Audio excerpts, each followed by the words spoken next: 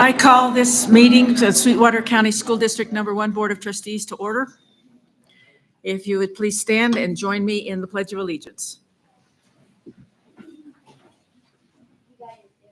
I pledge allegiance to the flag of the United States of America and to the republic for which it stands, one nation, under God, indivisible, with liberty and justice for all.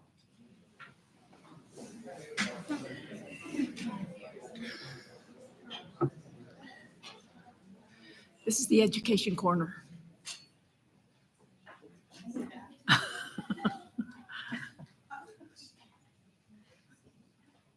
Okay, we'll now proceed with the education corner. Mr. Wright. Chair Joko, thanks. Full house, I'll keep it quick. Last month, we touched on one of the state accountability indicators, growth, which measures the change of student performance on the state test from year to year. Tonight, we'll focus on another indicator, and that is achievement. Achievement is much more straightforward than growth. A school's achievement score is measured by the number of students who score proficient or better on the YTOP assessment. So put another way, achievement is based on passing the test. So a quick analogy in case it's helpful for you. Imagine a high school basketball player is required to shoot a minimum of 20 out of 30 baskets in order to be considered proficient at basketball. Anything less than 20 is below proficient. The team or the school's overall score for achievement is based on the percentage of players who successfully shoot 20 or more baskets, just like a school's achievement score is based on the percentage of students who score proficient or better on the YTOP test. So to keep it simple, if 10 players made 20 baskets or more and 10 players made less than 20 baskets, then this team or the school's achievement score would be 50%. So how does this relate to Sweetwater 1's achievement scores? Obviously, we know that nationwide, the pandemic took a toll on student performance, but our district data shows that we are bouncing back in multiple grade levels based on YTOP performance. That is that more of our students are scoring proficient or better on the state test today. Our data does show that we have some work to do, and having this information is helpful so that we know where to focus our efforts. But I did want to point out another encouraging point. This last school year is the first full year that our teachers have had access to the YTOP authoring tool. If you're not familiar with it, the tool allows our teachers to create questions that mimic the look and the feel of the test so that students are more comfortable navigating the test on the big day. And while you might not think this is important, I can speak from experience that a lot of the issues that our students have the first time that they see that test or when they're seeing it once a year is just navigating the test and being able to get through it and know exactly what they need to do to answer the question. So I know that this authoring tool is going to be a big help. But obviously there are a lot of factors that can impact student performance during the testing window. And so if you take away anything tonight, it's this. The test is a single measure that reflects one moment in time and should not be the only vehicle schools use to measure student success.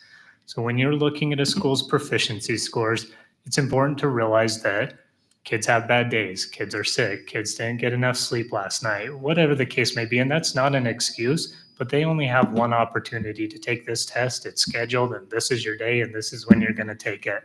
And so it's not necessarily a reflection on a student's well-being or school's well-being if they did not score proficient in the test. And I know that our teachers are working very hard to increase these scores over time. So we're going to focus on additional measures of student success in future board meetings, but next meeting we will spend a little bit of time talking about the district's hiring process. And that's it. Thank you. Yep. I'd like to take a moment and introduce Claire Edmond. She is a senior from Rock Springs High School, and she's our student liaison this month. So if you'd give her a round of applause as a welcome. And we'll now proceed with recognition. Good evening, Chair Jellicoe, Superintendent McGovern, and members of the board. If you would please join us down on the floor for recognition.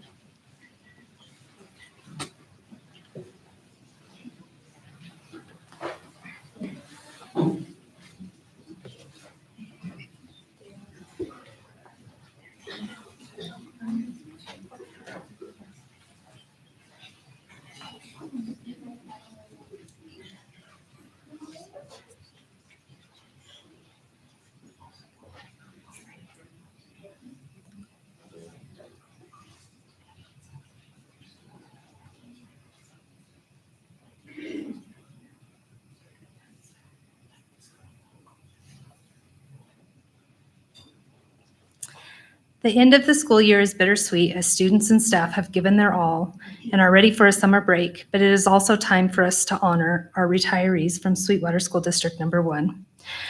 Tonight's retiree recognition include from Black Butte High School, Miss Sherry Coomer. She's an art teacher with 36 years of teaching.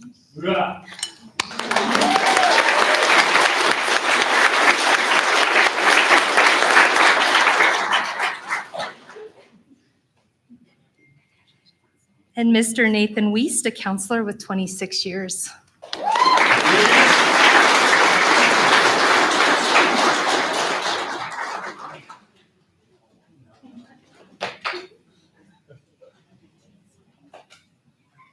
I'm on the way by. Yeah. All right, you guys ready for a picture? Okay, ready? 1, 2, 3. And one more. 1, 2, 3.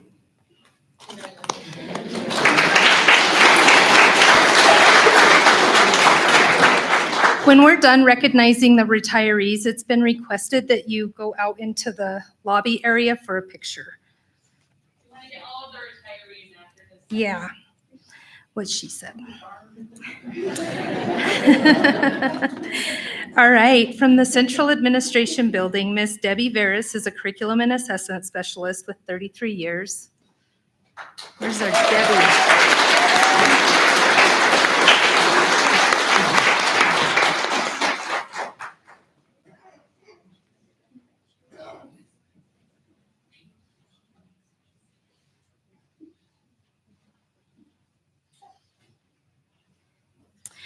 Mr. Scott Duncan, Chief Financial Officer with 26 years.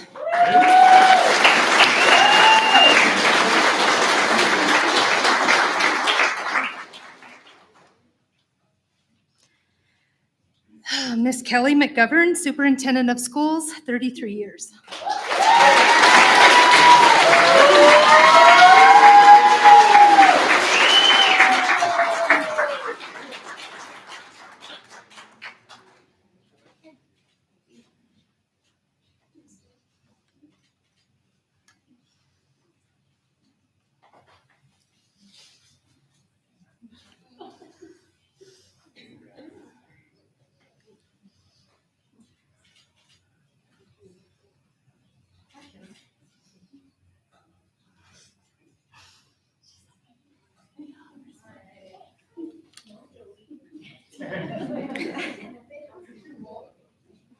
All right, guys, ready? 1, 2, 3.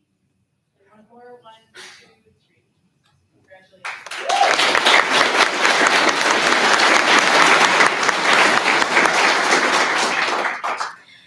From Desert View, Miss Deborah Stainbrook is a third grade teacher with 25 years experience.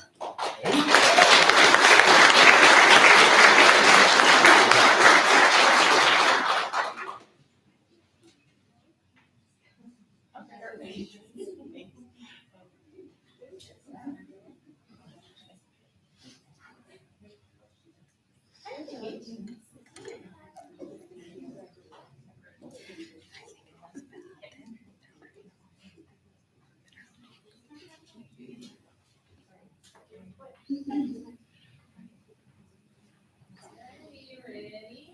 Okay, 1, 2, let's keep your cheese.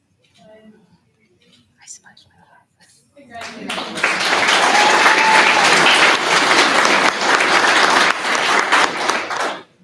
Next, we'd like to recognize from North Park Elementary, Suser Duncan. She's a virtual teacher with 21 years experience.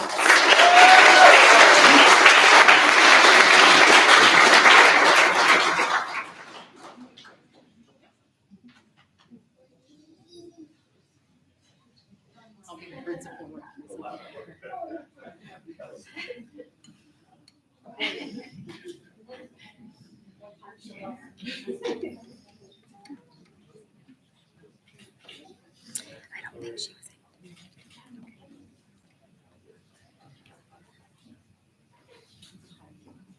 Ready?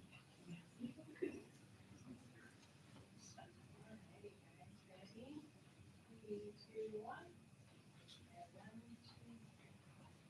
Congratulations. Next, we would like to recognize from Nutrition Services, Judy Harushka. She's been a nutrition service assistant with 8 years. And I don't think Miss Judy was able to make it this evening. No? Okay.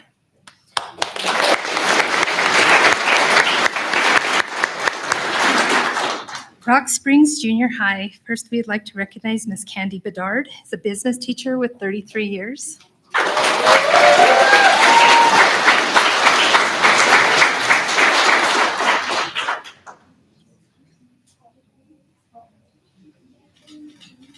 We would also like to recognize Mr. Mark Bedard, a math teacher, 33 years.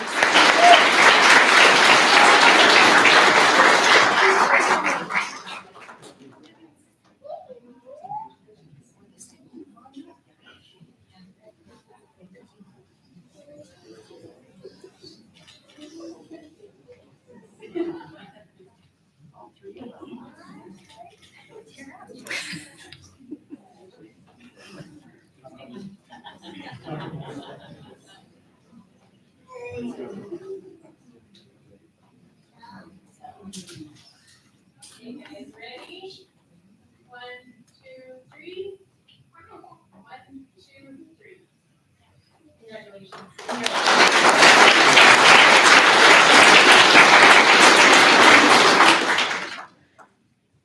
Next, we would like to recognize our retirees from Sage Elementary. First, we'd like to recognize Miss Marty Albert. She is a teacher with 15 years.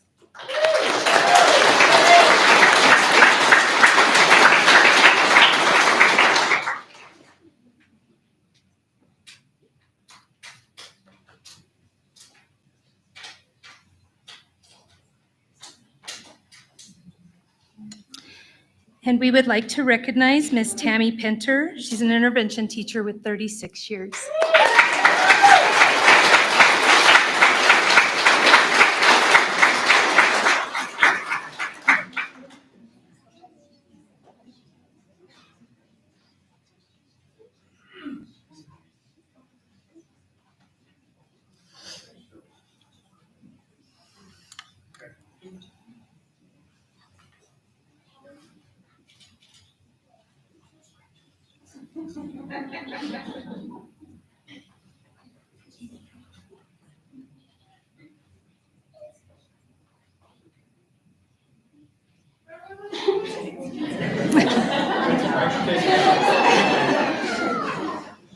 Okay, guys, ready?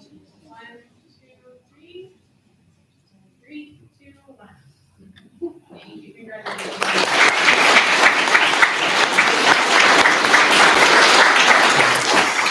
Oh, Marguerite. Last but not least, we would like to recognize Walnut Elementary, Marguerite Russell. She's an intervention teacher with 32 years experience.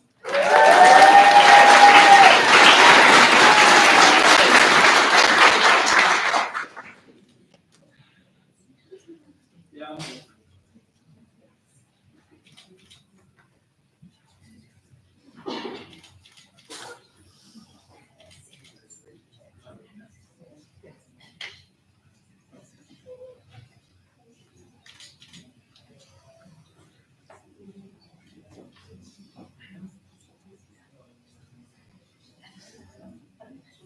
Ready? Okay, ready? 1, 2, 3.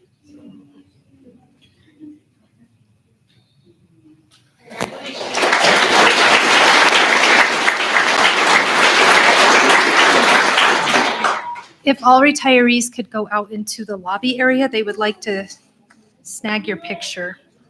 Big picture, group picture.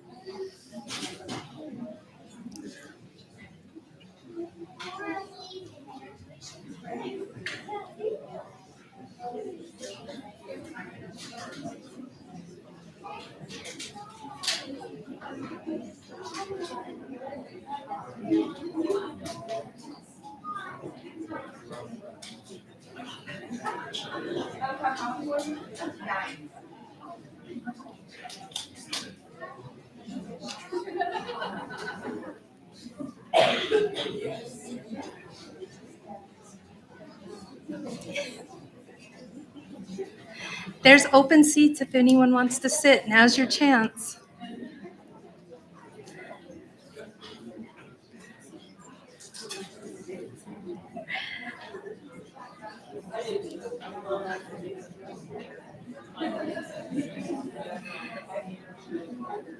All right, next we would like to recognize Miss Claire Edmond. She is our student representative from Rock Springs High School. We would like to thank Claire for joining the Board of Trustees this evening and sharing a fresh student perspective. Claire's attendance sends a positive message to all of the student body to become involved in a respectful way. Our students are capable of great things. Civic engagement is one of those. Thank you, Claire.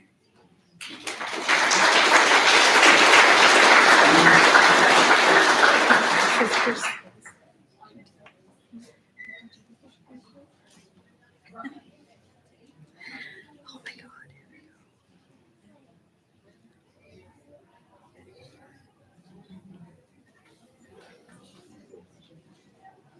All right. Eastside Elementary and Pilot Butte Elementary students have a Rock Springs High School senior mentor. Rock Springs High School students provide heartfelt feedback and described this mentoring program as being able to give students someone to look up to, a role model. Having the same mentee all year allowed for us to build a meaningful connection. Mentors can give their knowledge and advice to their mentees, helping them learn and develop. The partnership between these schools started back in 2018. Back then, it was one class that Mr. John Kundle taught at Rock Springs High School and started with 20 students as mentors. This program has flourished since that time. Tonight, we will be honoring the students, teachers, counselors, and principals involved with the Eastside Elementary, Pilot Butte Elementary, and Rock Springs High School mentoring program. If the high school administrators, Eastside administrators, and Pilot Butte administrators would join us up front.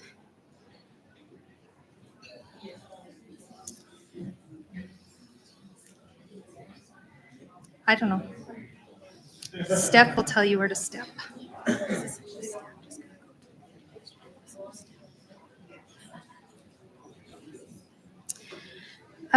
We have a whole stack of certificates that we will send with the adults for the kids. So as we call names of the students, please come up and you can shake the board members' hands and principals' hands and then stay up here for a picture, please. But we'll start with our teachers and counselors. Alyssa Allen, Tanya Fulham, Heidi Rubich, Darcy Bath, Rick Mitchelson, Rhonda Kettering, and Casey Callahan.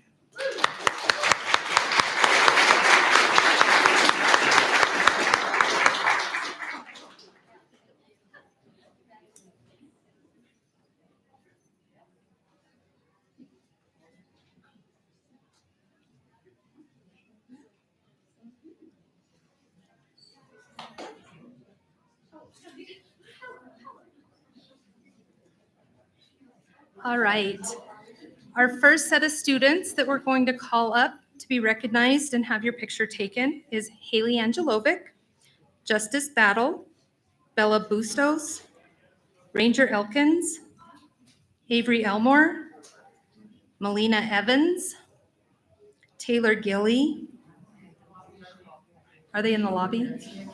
Okay. Do we need to announce for them to come in here? Yeah, okay.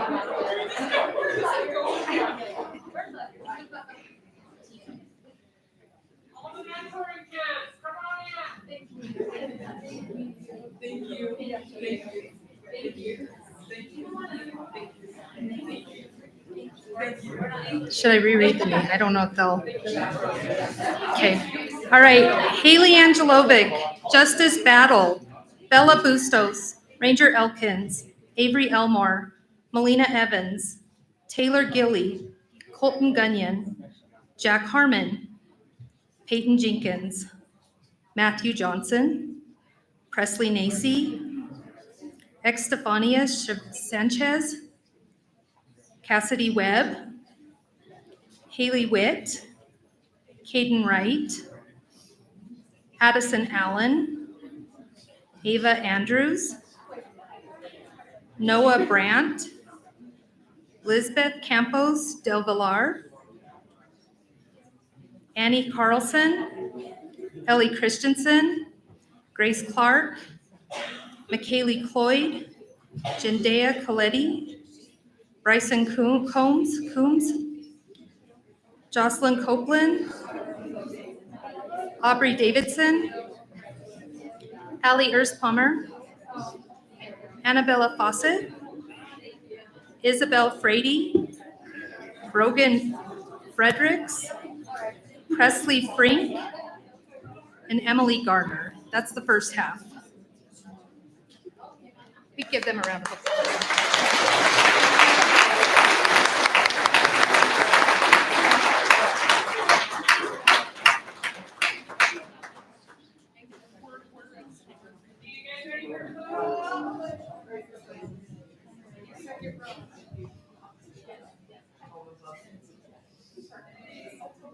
All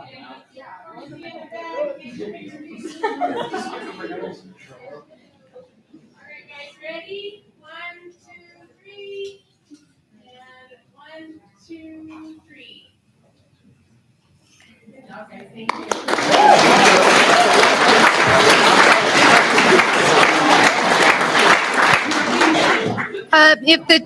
If all staff will stay up here, we're going to do the second round of students. You guys have done a fabulous job at growing this program.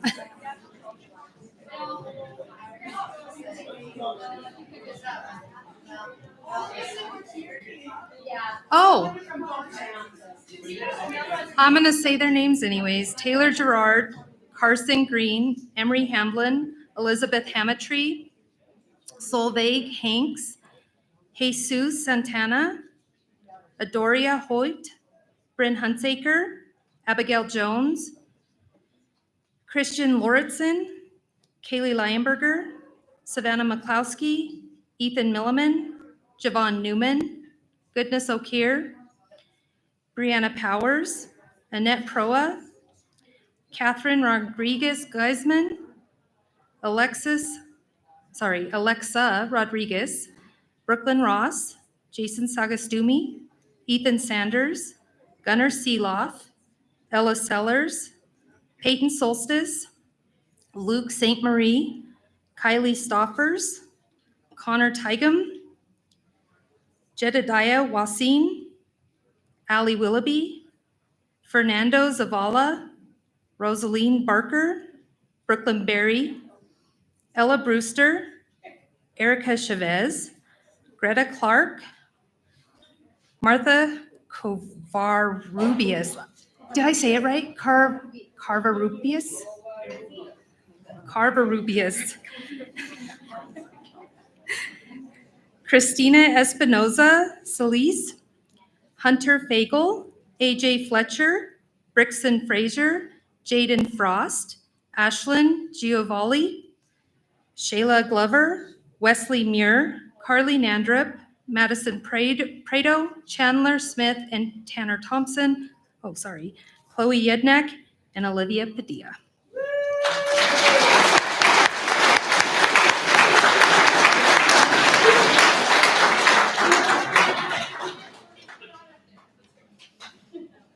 Thank you for that.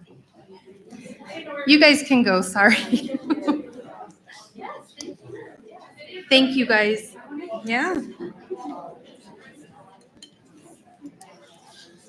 The high school administration might as well stay up here. Ben.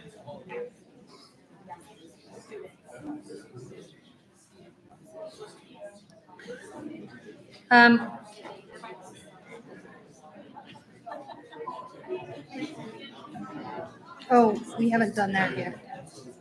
Yeah. You guys. District students attended the state art competition in the middle of April, and the event was held in Casper. We would like to honor those students earning state art awards. From Black Butte High School, winners include Jasmine Jamali, Kyra Grube, Caitlin Ship, and teacher Sherry Coomer.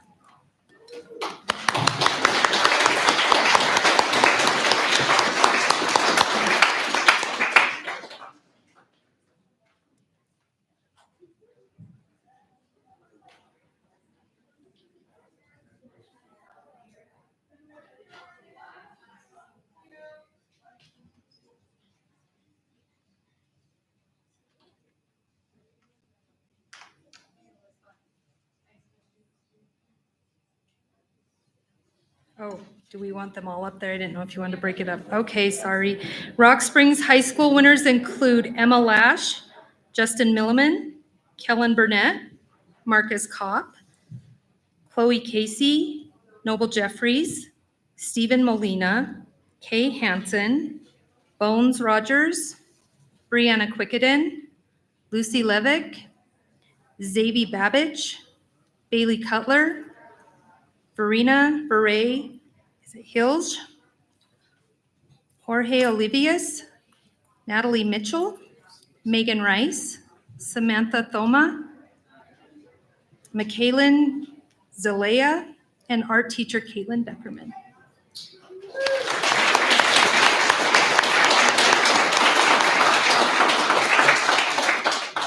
And from Farson Eden, winners include Randall Redden, Brendalyn Abbott, Harley Smith, and art teacher Miss Chady.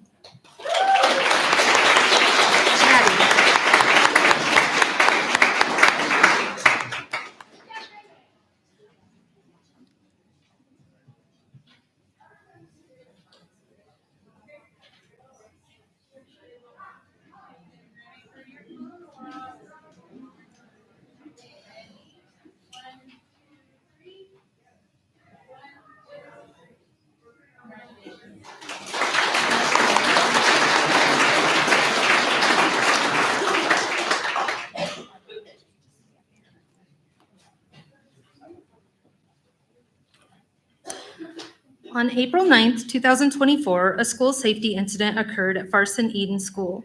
Due to a police presence in the school parking lot and potential safety threat, Farson Eden staff acted quickly and followed the standard response protocol and secured the staff and all students within the school.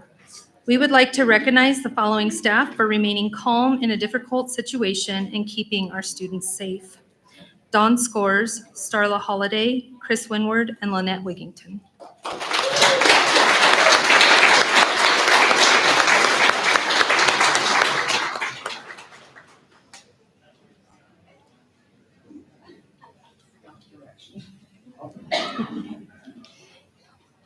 We'll send all of them.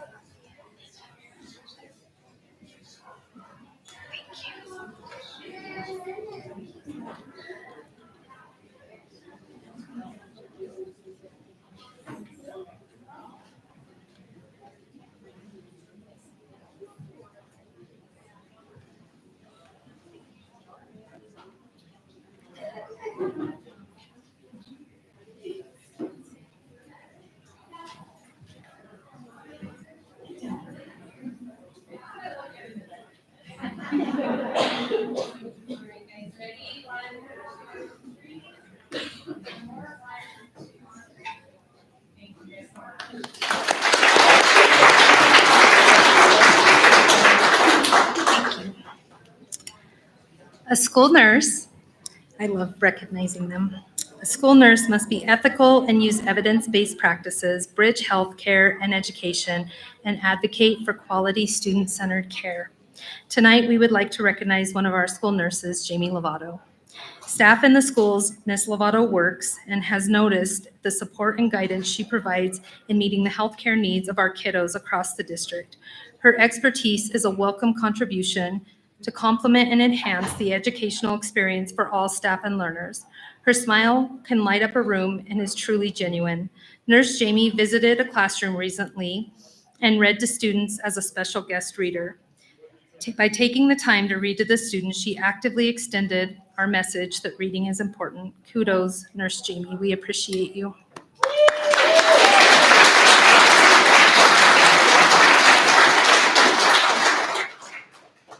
If Kim Kessler, any other school nurses, Carrie Ellison, Jen Palacios, and myself are here, we'd like you to join up front.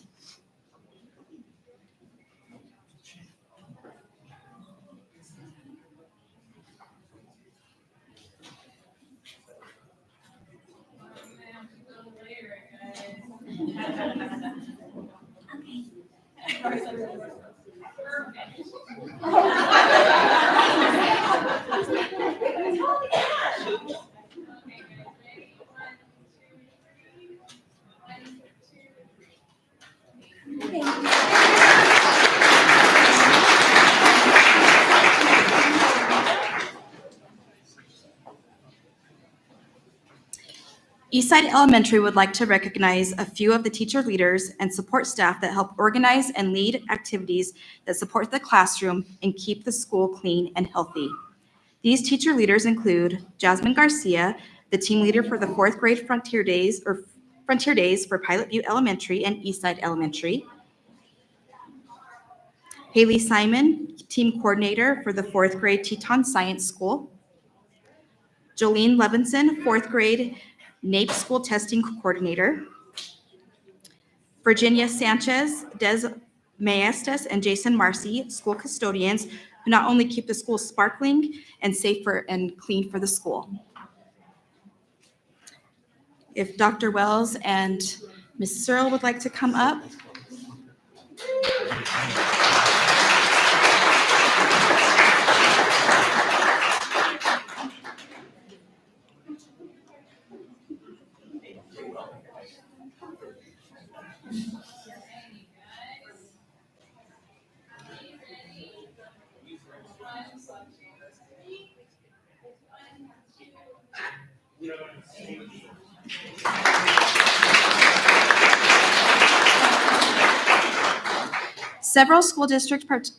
Several district students participated in the West Welding competition at Western Wyoming Community College.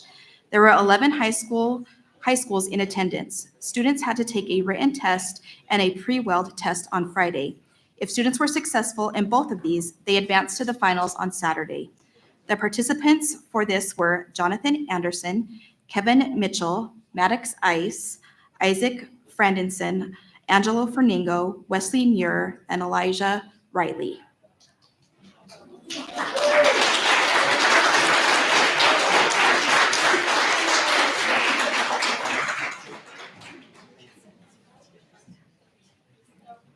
Good job. Students who participated and placed were Kyler Batchelor, 3rd place, Noah Hymas, 1st place, and Jed Hoyt, 9th place.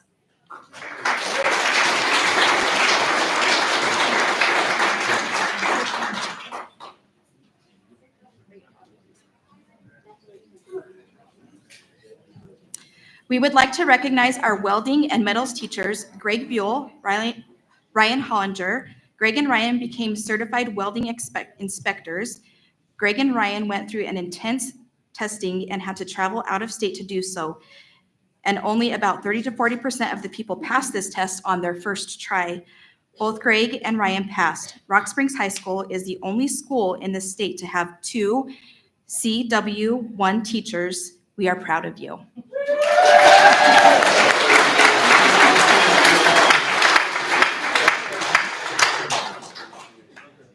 Congratulations.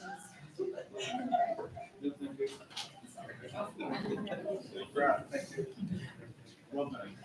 Good job.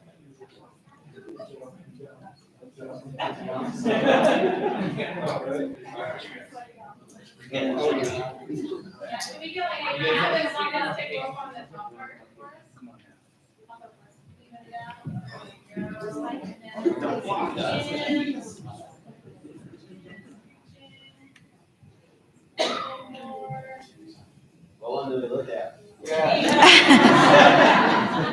Ready, 1, 2, 3. And one more, 1, 2, 3. Congratulations.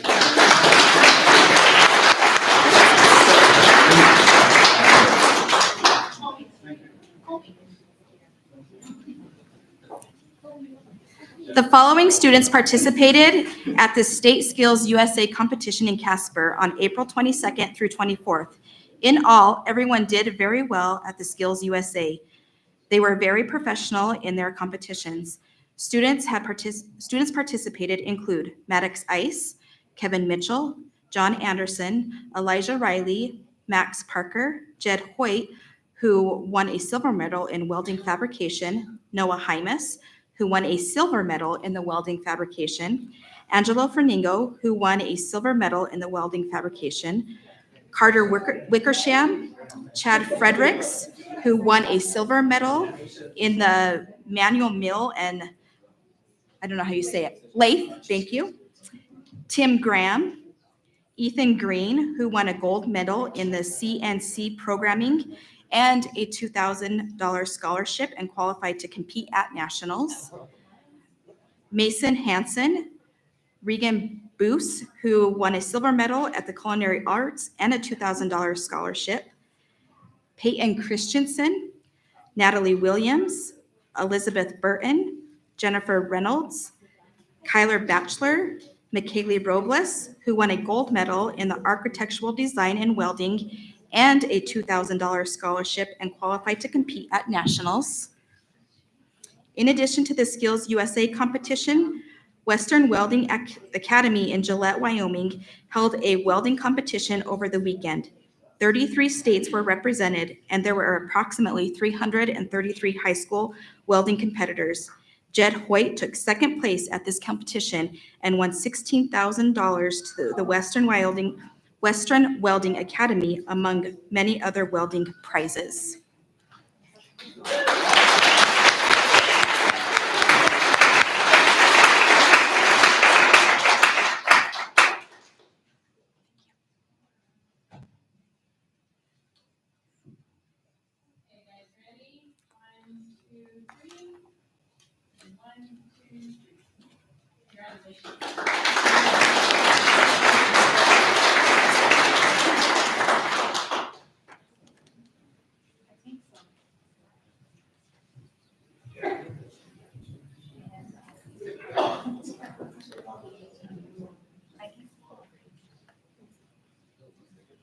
Well, you guys are actually going to hear that.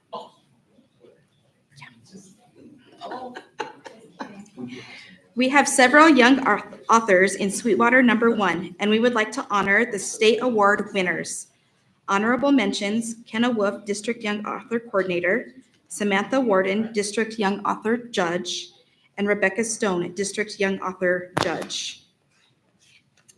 If we could get Mrs. Fletcher, Ms. Blake, Mrs. Punches, Mr. Schenkel, Mr. Marcy, Ms. Otter, Mr. Urban, Mr. Woodward, Mr. Lott, Mr. Straka, Ms. Downs-Lewis, Mr. Akers, Mr. Bolin, please come up to the front. And the teachers. And Jody.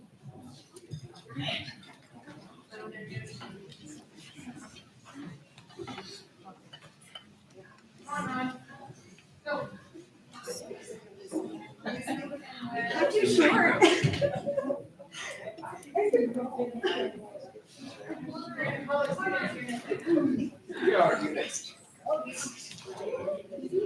Okay, here comes our students, and we're going to call up the teachers as well with their students. So for our kindergartners, Eldrick Hurd.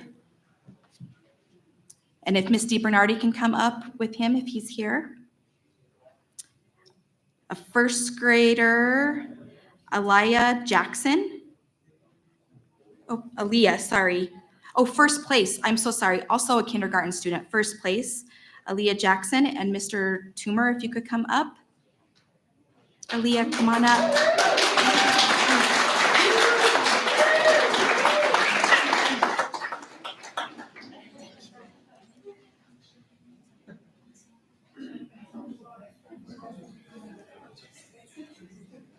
Our first grade students, first place, Wynn Pedri.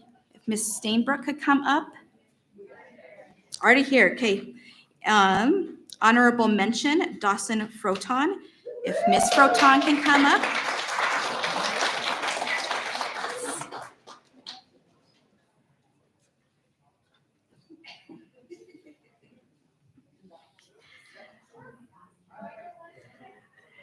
Another first place was Wynn Pedri.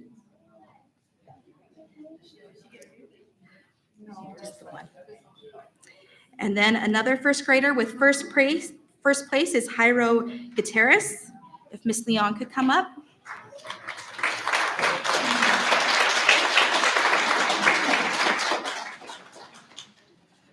On to our second graders. We have Gotti Fuller, honorable mention. Okay. Another honorable mention is Bennett Pedri.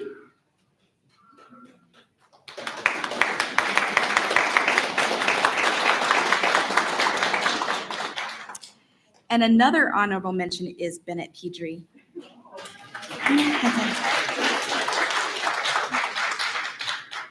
Our sixth grade students, first place, Lindsay Golden. If Miss Hernandez is here. Good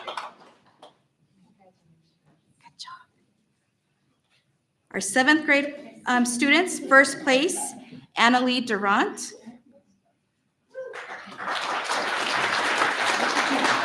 Congratulations. Ninth grade, an honorable mention, Araya Wheeler. If Miss Davis is here, if you could come up also.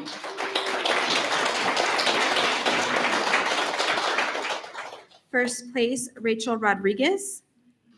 If Miss Davis is here. An honorable mention, Kai Captain. For our 10th grade students, oh, I'm probably going to mess this name up. Annika Main. Honorable mention. Good job.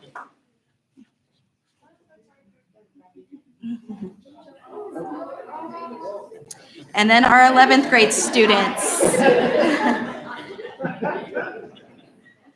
Kira Makinich, first place. If Miss Simmons is here. Congratulations. And another first place, Adriana Kreutzer.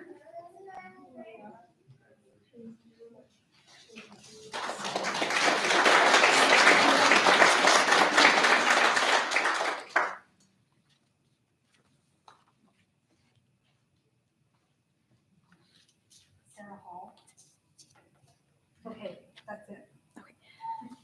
Okay, we're ready for pictures for this group.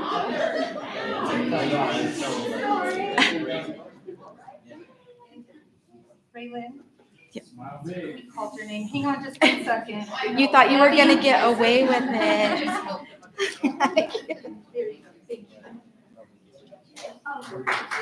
You gotta get a picture, Raylan.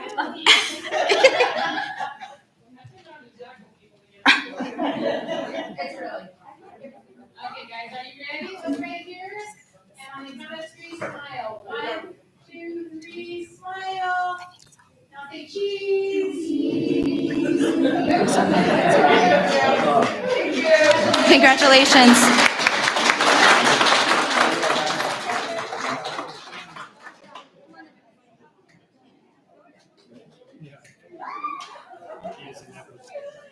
I just wanted to say something quickly about young authors. And we had a lot of winners that went to the state level from Desert View. And we tend to see a lot of kids continue up through their career. So it was good to see some kids that were former Desert View students. And we're going to miss Debbie Stainbrook because she's the one that runs that program for us at Desert View. So just wanted to say that. That concludes our recognitions for tonight.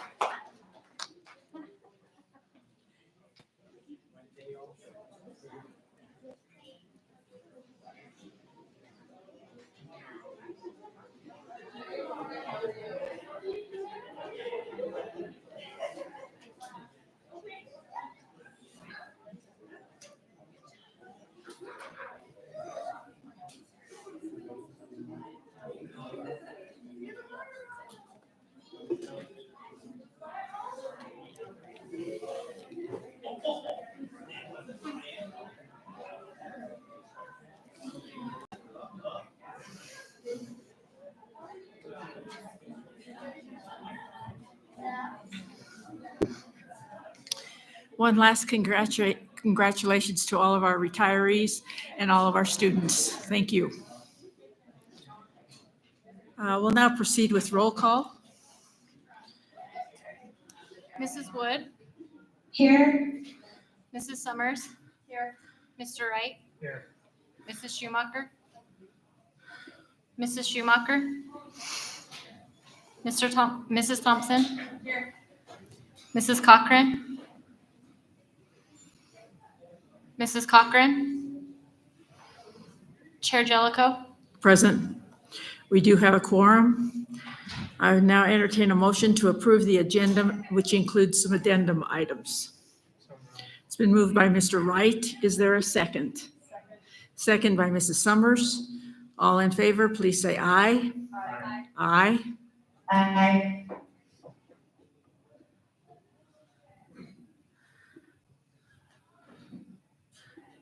Okay, moving on. Entertain a motion to suspend the board meeting and open the public hearing.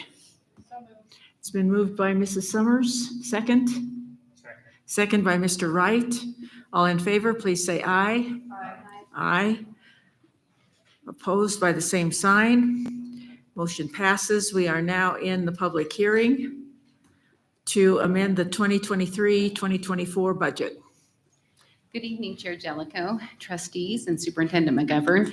After the retirement of our grant director, Linda Carter, I am covering her roles and responsibilities right now, including this public hearing this evening. So the purpose of our public hearing tonight is to review amendments for the following grants: the ESSER II Extended Day, the ESSER II Social Emotional Learning, the ARP HCY2, the Y-Built Literacy Grant Year 1, Y-Built Literacy Grant Year 2, and the ARP ESSER 3 grant.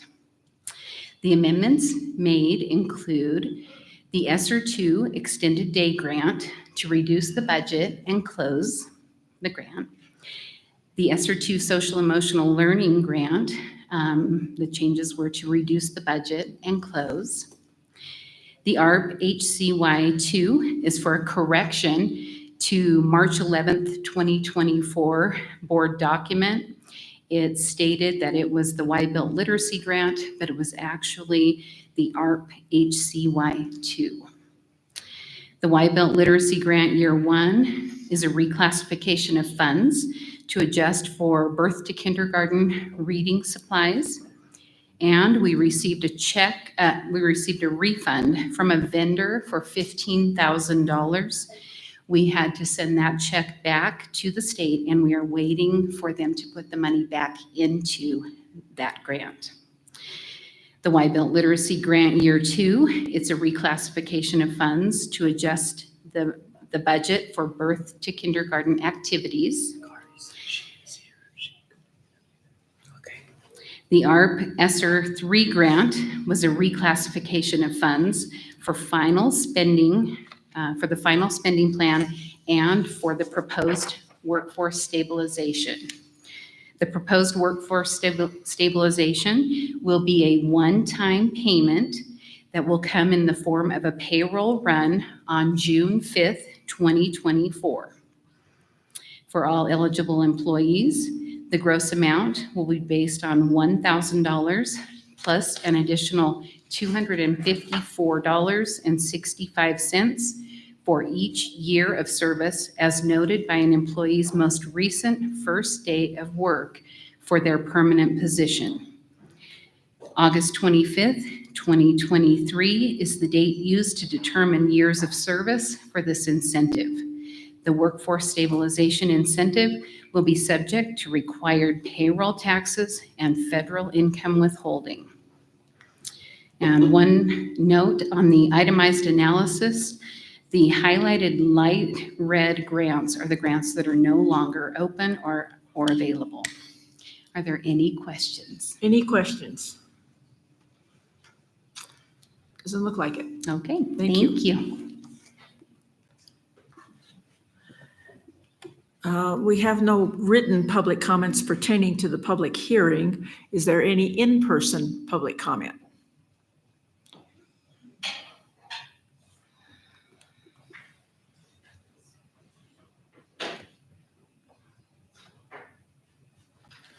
Hello, Chairman Jellicoe and Superintendent and Board. I want to talk about some of the things that are on your agenda for this evening, such as the student dress code. Excuse me, this is public comment pertaining to the public hearing, the budget items that we just had. Oh, just the budget items. The other public Okay. hearing will come just a little bit later. Okay. Sorry about that. That's okay, thank you. Any public comment pertaining to the public hearing? Any public comment pertaining to the public hearing? Seeing none, I'd entertain a motion to close the public hearing and reconvene the board meeting. It's been moved by Mr. Wright. Is there a second? Second. Second by Mrs. Summers. All in favor, please say aye. Aye. Aye. Opposed by the same sign. Motion passes. Okay, we'll move on to the superintendent reports. A, the Farson Eden School 4-day week update for 2023-2024. Mrs. Rosanico.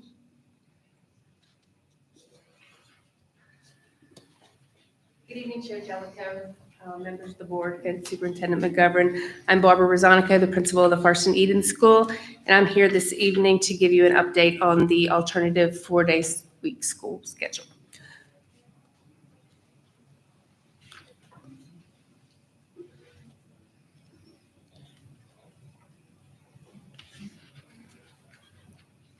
I think there's a PowerPoint. Yeah, it's fine. There we go. So our calendar is designed to support our students and community support of our athletic programs while maximizing the instructional opportunities and maintaining state-required seat time at each grade band. Zach, can you move it? And then one more. Our school and students continue to exhibit academic success with Farson Eden Middle School and High School moving to exceeding state standards, and our elementary school continues to be at partially meeting state standards. For the 22-23 YTOP, Farson Eden students exceeded the state performance on 63% of the assessments given. And last year, we met our school improvement goal of increasing the average, the mean ACT score to above 20. Our graduation rate remains at 100%. We surveyed our staff, students, and the community to the question, our 4-day school week supports student achievement. The results were positive for staff, 91.3%. Students 95.6%, and parents 100%. To the question, the 4-day week helps me balance a home and school life. The results were positive for 95.7% of our staff, 100% of our students and parents. Our 4-day school week supports positive attendance patterns for students. The results were positive for 82.6% of our staff and 100% of students and parents. Comments from parents included, the longer days may be tough, but having a 3-day weekend to be able to spend as a family gives us time to catch up on any missing work and has made it a very successful schedule in our house. I would never go back to 5 days. And also, it is awesome to be able to spend the long weekend with my kids. Our student comments included, having a 4-day school week has let me better myself and be better connected to friends and family, and it helps me get better grades that I have been when I was at my old school. They had 5 days a week and it affected my grades. So as you can see, staff, students, and parents continue to support the 4-day week school day at Farson Eden School. Thank you. Thank you. Moving on in the agenda, the preliminary budget, Mr. Duncan. Thank you, Chair Jellicoe, Board of Trustees, Superintendent McGovern. Zach, would you be kind enough to pull up that PDF? Thank you. While they're doing that, first of all, I'd like to give a big thank you to Gina, Randy, and Christy, who are our payroll gals, and the rest of the ladies in accounting, the principals, the secretaries, department heads. There's a lot of heavy lifting that goes into putting these numbers together, and I appreciate all the hard work that went into this. Looking forward to next year, so this is a preliminary budget for 24-25. Some of the challenges are much the same as they were in previous years, and that being the recruiting and retaining staff, and that includes the certified, classified, and administrators. Big picture, our revenues are up about 1.8 million, and this is mainly due to the net effect of having lower ADMs, There was an external cost adjustment that was granted by the legislature this last spring, so thank you very much, Mr. Smith. And also an increase in special education funding. The foundation guarantee and special education together are up about 3 million. The tax shortfall grant was a little bit lower by 1 million, so there's a couple of minor changes. That brings us down to the 1.8. On the expenditure side, expenditures are up about 3 million, and that's mainly due to the virtual school, and that's a little bit less than 400,000. Overland Education Center transfer, a little over 500,000. A food service transfer is up about 600,000.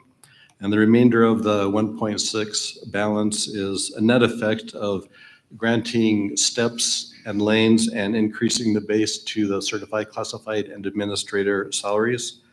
There's also a little bit of a decrease in contingencies, and also there were some positions at the secondary level that were reduced. So how did we bridge the gap between the 3 million in expenditures and the 1.8 in revenues? That mainly came from the cash that we have on hand in our reserves.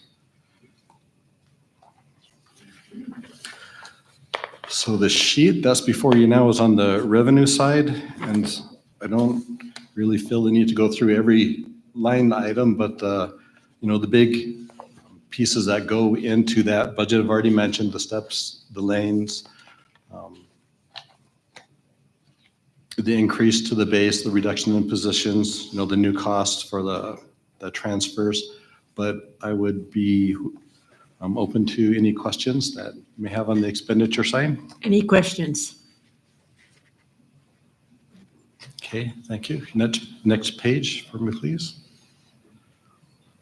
This is the revenue side, and we've talked about some of the big pieces there as well. I would like to point out that we had a loss of ADMs of about 112 kids, and that equates to about $1.5 million reduction. So even though we did receive an ECA, which we greatly appreciate, that was offset to a large extent by the loss in our ADMs. Okay, last page, if you would, please. Zach. Thank you. This is the fiscal projection for the next 3 years. And even though this is dated today, we will continue to refine these numbers as we work on our final budget, which will come before the board in July. There are a couple of items I would like to point out. One is the yellow line, and that's the excess tax collections or the tax shortfall grant. And what this is the difference between what we estimate we would collect in property taxes and what we actually receive. This number is very difficult to estimate because we have to set our estimate of what we think we're going to get already in March, but we don't receive all our revenues, of course, until the end of June, with the month of May about half, maybe a little bit less than half of our revenues for the year coming. So we're kind of shooting at a moving target on this one, and this one could move quite a bit between now and the final one. The other thing I'd like to point out is toward the bottom of the page there, Zach. Yes, thank you. If you see that narrow box, the first row is the current year's budget.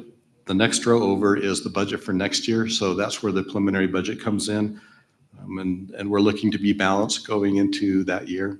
The following year is the 25-26 year budget. So the year after the preliminary budget, we are showing a small deficit there, but I think that's manageable.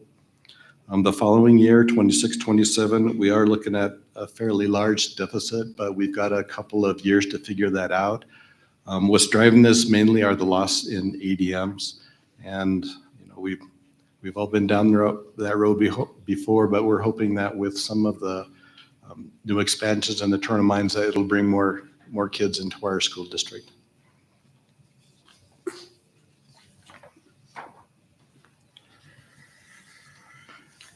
Okay, with that, I'd like to open it up to any questions. Any questions? Thank you. Thank you.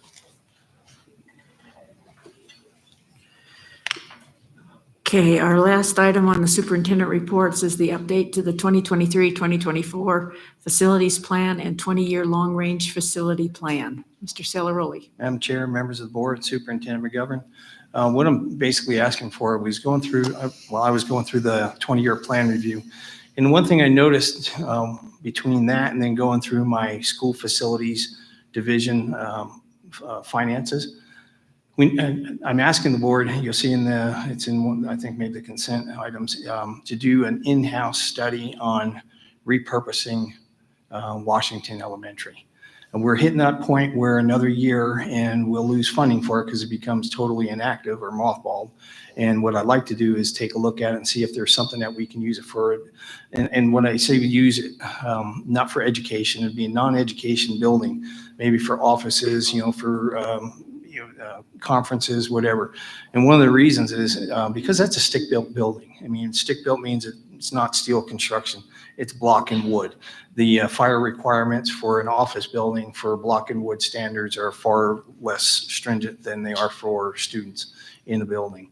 So that's one of the things that it wasn't on my facility plan long range, but I'd like to put it on there as an in-house reassessment of that facility moving forward.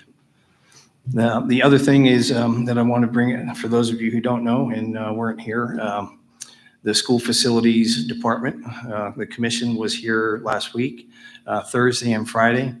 They absolutely loved the satellite school. I got to spend time with some of them explaining how the build out was going to be. They were excited about that. We did a walkthrough, about a 2.5 hour walkthrough of Rock Springs High School. Showed them some of the deficiencies. We didn't have to go into all of the deficiencies because we're not selling them on the idea that, the school needs to be replaced. They already knew that, but we did answer some questions. One of the questions that they had was for the backflow preventer. That was a question that had been looming every time I went to select committee, whether it was a commission, select committee, and JAC. They couldn't understand where we came up with a price tag of $8 million for a backflow preventer. So when we walked outside and I showed them how the water comes in on the lower level of the original building, then runs southeast on the building, we'd have to tear up all the parking lot and everything to replace. Not just that, because the water line is not to code. The water line is only about 6 feet away from the waste line. And so that would have to be replaced too. So they understood. We took them to some of the boiler rooms where some of the boilers are the original boilers. So they would have to be replaced. The roofs, we showed them where the roofs were still leaking, where the walls are cracking and separating. So they got a pretty good understanding when they left that, what condition that the building was in. They were in a much better place as far as feeling that it has to be replaced. So what's our steps moving forward? The Mercer has been scheduled for the new high school. The Mercer is our next step that has been scheduled to happen by the end of this month. Once we have the Mercer back, they'll review the Mercer and then they will tell us when we can move forward with the rest of the design. And that was the other thing too that I wanted to make sure that everyone understood. We have roughly 52% of the building already designed, so we would have to come up with the rest of the design. So the Mercer will drive out a study. The study will show us, that will be their projections as to, they'll look at our ADM and project it 5 years past the due date, of the new building of the school, and that's what it will be built on. They did admit that there's some confusion, well, not confusion on their part, they understand, but COVID years really messed us up with, when you look at COVID, it shows every district in the state declining, and that's not the case. And when we talked about, not only do we know, but they also know about the mine expansions. And so that was brought up with them. And so they're kind of going to continue our study, but take out the COVID years and project it that way. Is that the most accurate? It is, because COVID would show us having 900 students in the high school, and that's not going to happen. I mean, that's just not realistic. So that's kind of where we're at now. Went to a JAC meeting at the University of Wyoming, and that was really interesting because they were really tickled to death to see a 20-year plan that was presented by the state of Wyoming, by the school construction division. We are the only district in the state of Wyoming to turn in a facility plan. And I turned in a 20-year facility plan, which you folks, thank you, approved of. So we were kind of ahead of the curve on that. The state does see value in a 20-year plan. They were talking also about increasing what they give us for major maintenance from 2% of the CRV to 2.65% of CRV on the condition that districts can prove that they're doing their preventive maintenance work, because they don't see the value in raising money, raising what they give you to maintain a building if you don't do your normal PMs, which is separate funding. So that was pretty much the one thing that they were asking for. But I think Del McComey, the chair, the director, did a really good job of the presentation. And the other thing that he's trying to do for folks out here in the audience is he's trying to get a grasp of how much construction is going to happen throughout the state. And instead of going through the cycles that we've been going through, where you spend, $800 million 1 year and then nothing for 2 years, he's trying to figure out what we can do to level out the line so that we can rely more on local contractors, less on out-of-state contractors, and try to build from within. The other issue that they have is we need to build up trades, because no one comes to Wyoming really that is skilled and accomplished unless you have a job almost guaranteed for out in the mines. So we have got to do something here in state. I was telling Mrs. McGovern, I'm the oldest electrical apprentice in the state of Wyoming. I went to an electrical seminar, and while I was at the seminar, they asked all the apprentices first to stand. So I stood up, and the guy came over to me and goes, "Just the apprentices, you can sit down." I says, "I am an apprentice, check the list." He looked at me, he says, "I thought you're kidding me, right?" I said, "No, I'm not." So he went and he talked to the guy who was handing out these special tickets for a special drawing. And the guy, he said to everybody who was in the audience, he said, "Now, fellas, take a look around. This is the future of our trade, except for the old guy in the front row." So, but the reason I'm doing this is because I know the value of trades. And if I don't do it, then it's kind of hard to tell somebody else to do it. The guy that was sitting to the right of me was 82 years old. The guy that was sitting next to me was 71. So I figure I have at least a 15-year career change if I desire. So anyway, that's about it. If anybody has any questions, be more than happy. Any questions? I just want to say, in visiting with the commissioners, we've been telling them for years, we've been showing them pictures for years. When they actually saw the barriers that we're facing, it was like a whole new concept. Mm-hmm. So like I said, the support is overwhelming. So, and I want to thank Mrs. Thompson and Mr. Wright for joining me on Thursday with the commissioners. And then Mrs. Schumacher was there on Friday. So thank you for your support with the commission. So thank you. Okay, thank you. Okay, moving on to communications and correspondence or the public comment. If a member of the public initiates specific complaints or charges against an employee in order to protect the employee's rights to privacy and due process, the board will only hear those complaints or charges in closed session. The board encourages concerned individuals to file complaints using the appropriate district complaint procedure and appropriate forms, which can be obtained from the district's website.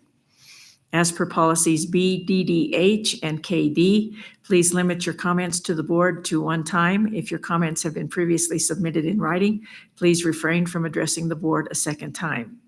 Written comments will be posted to the agenda in the written public comment section below. Written public comments must be received by 1:00 p.m. on the day of the board meeting and will be available to the public and trustees to view, but will not be read aloud at the board meeting. Policies B, D, D, H, and KD continue to state, questions asked by the public shall, when possible, be answered immediately by the chairman or referred to staff members present for reply.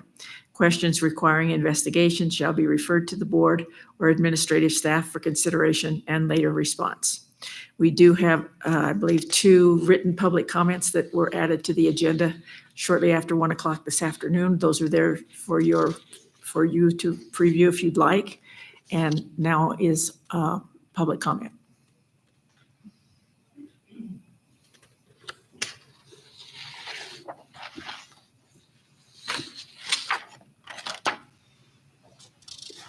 Chairman Jellicoe and Superintendent McGovern. I'm coming in and, If you would give us your name, please. oh yeah, sorry, Laura McKee. Thank you. And I'm addressing the changes to the student dress code. There's, marks that you guys are going to speak about later, but you guys had marked out revealing or distracting clothing that's immodest or sexually suggestive. Talking about, how short girls' skirts can be, how low cut their blouses can be, how much of their bellies they can show. Basically, from what I'm gathering from that part of this section, that they could wear a bikini to school and that would be considered acceptable according to this. The other thing is, it's talking about on the bottom of it that each elementary and secondary school shall develop clear and reasonable rules and regulations for student conduct in the school, and that they shall be consistent with board policy and the state law, shall be reviewed and endorsed by the Board of Education. Each shall adequately inform parents, pupils, and staff members of expected standards of conduct. That's all marked out. It's all gonna go away. Gang-related clothing or styles of grooming that can vary from school to school, may change year to year. All this stuff is being struck out. Therefore, it can be necessary at some point in time to prohibit the wearing of certain items of apparel, certain types of grooming, not limited to specific hairstyles, colors, logos, manufacturer, brand names.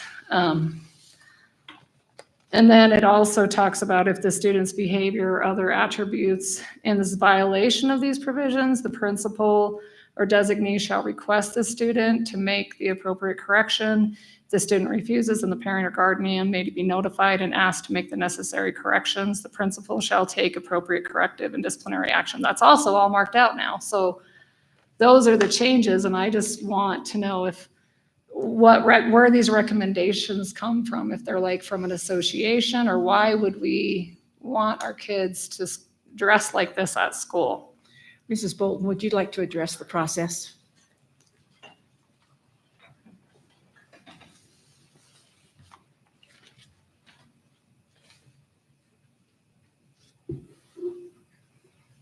Chair Jellicoe, members of the board. Am I good? Yes, please. Okay, and Mr. Wright, jump in because I know you addressed this at the last board meeting.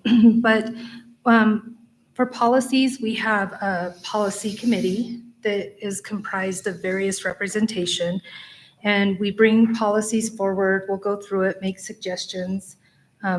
We usually always get the legal advice on things. We always send it out for feedback. Once it has feedback, we bring it back to the committee. We go through the feedback, and then we'll bring it forward to the board.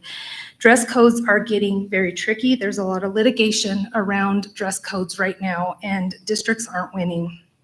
They're targeting females and different body types. So just because someone has short legs or someone has long legs, where their tips of their fingertips go compared to the other kid, and their skirts could be long, but because their fingertips, we've had that happen. So this one was a tricky one, and we tried to get to encompass, you can't encompass everything. So if we start listing every little thing, we're gonna leave something out, and we tie their hands.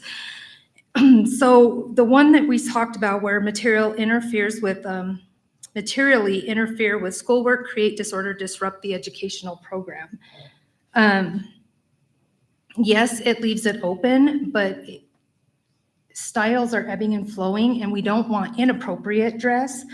But when a little sliver of a stomach is showing and it's violating the old dress policy, and those are getting sent down for dress codes and taking up all of our administrators' time, but our administrators are getting hammered on for not being in the classroom. If a girl is showing her entire midriff, then that's probably going to be,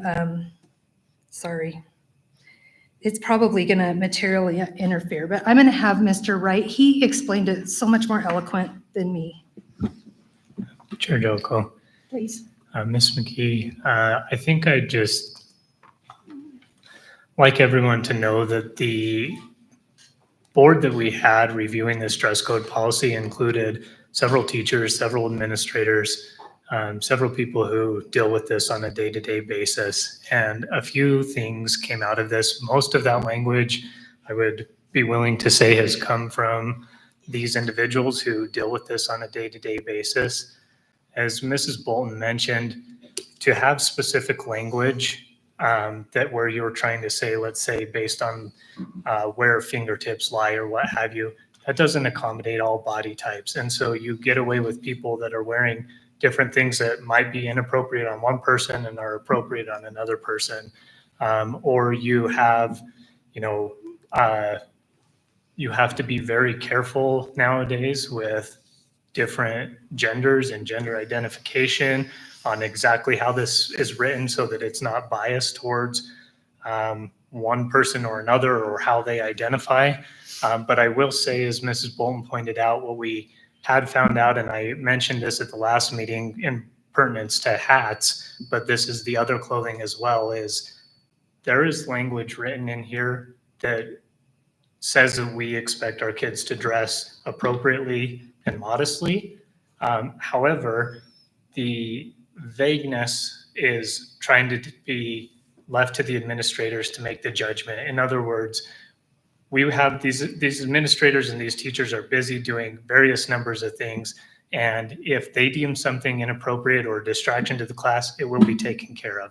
If they don't deem it as, a distraction to the class or inappropriate, then we don't need to be taking up their time trying to make sure that that what a person is wearing specifically adheres to the language that's here. So I know that there was a lot of discussion around this. I know that these changes are coming from those who deal with this on a day-to-day basis.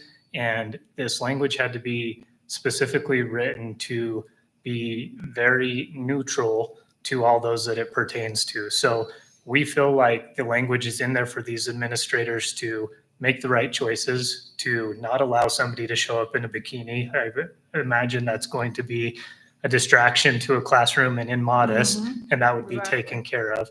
But there needs to be some language that doesn't have this, a reoccurring issue, but allows the administrators to have some flexibility in what they're dealing with on a day-to-day basis. But the first strikeout, the revealing, distracting clothing that is immodest or sexually suggestive, why would that ever be marked out? That's the whole, you can say what you want about the stuff down below, but that is saying that it's immodest or sexually suggestive and it's coming out of the policy. Yeah, so a lot of this is just around vocabulary, right? And what is revealing, what is distracting, what you view it as versus what I view it as versus what somebody else views it as. There's a lot of different opinions on what's revealing or what's distracting.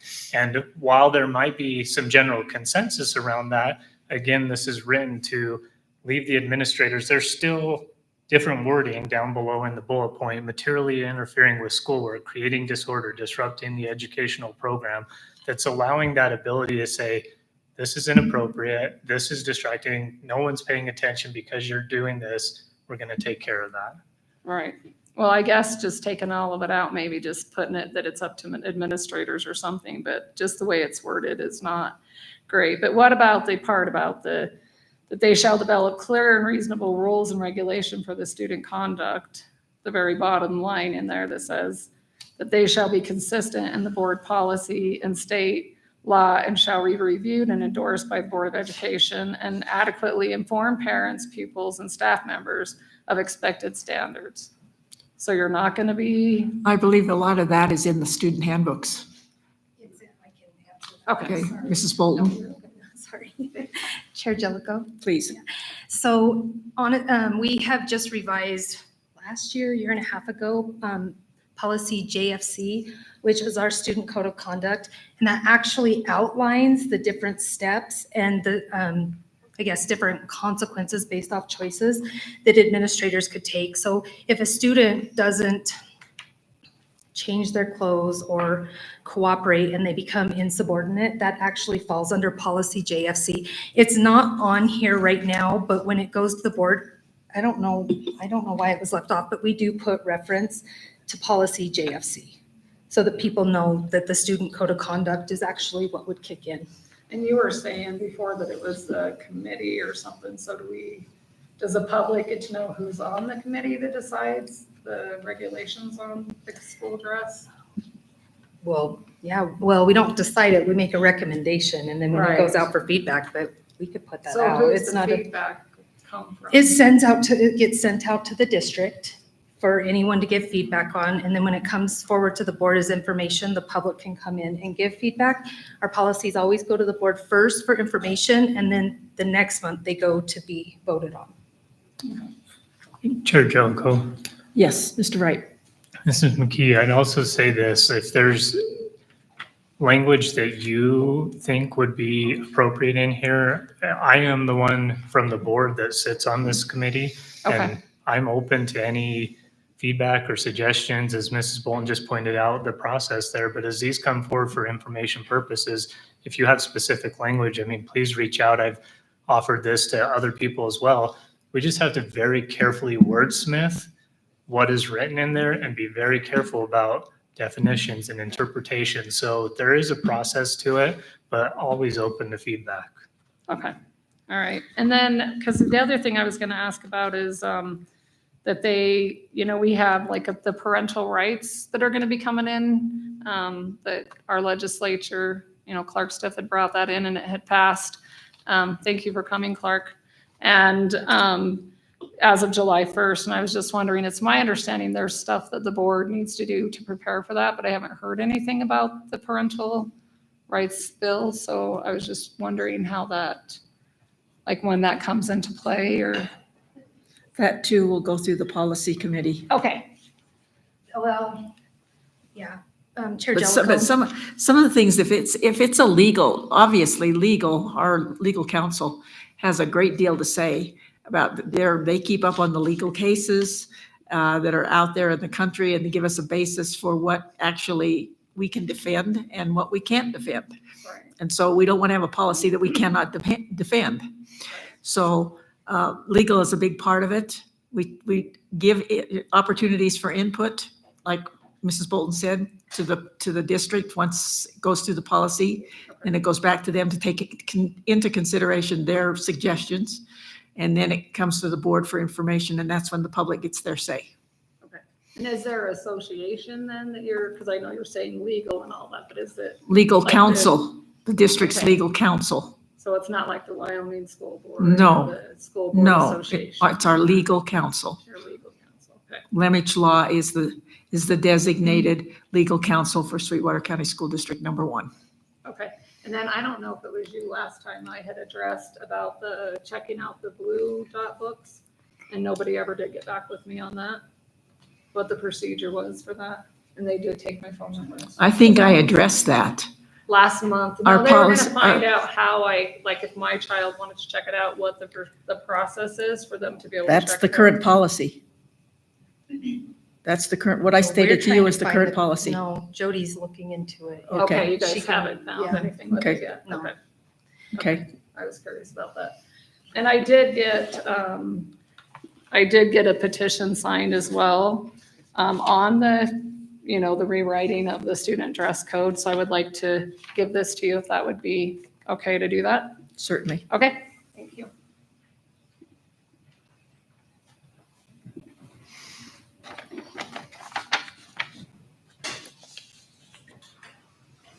Further public comment?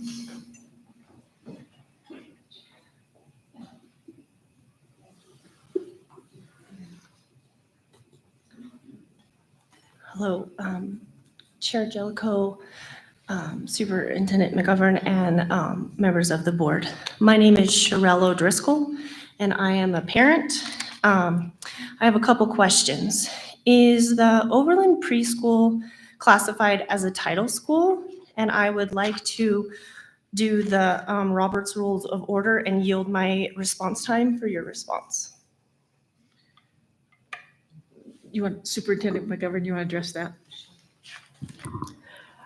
Overland, Zach, stop it while we're addressing, while we're responding.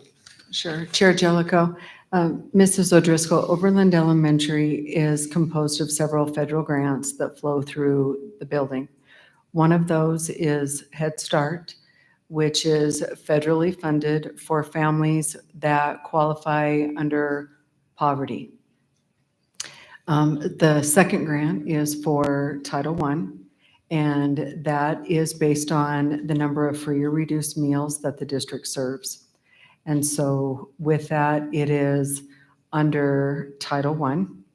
And then our third that we have in there is with our district daycare as well, which is a little bit separate from it. But one of the items that's on the board agenda for this evening is asking the board for permission to apply for an early Head Start grant.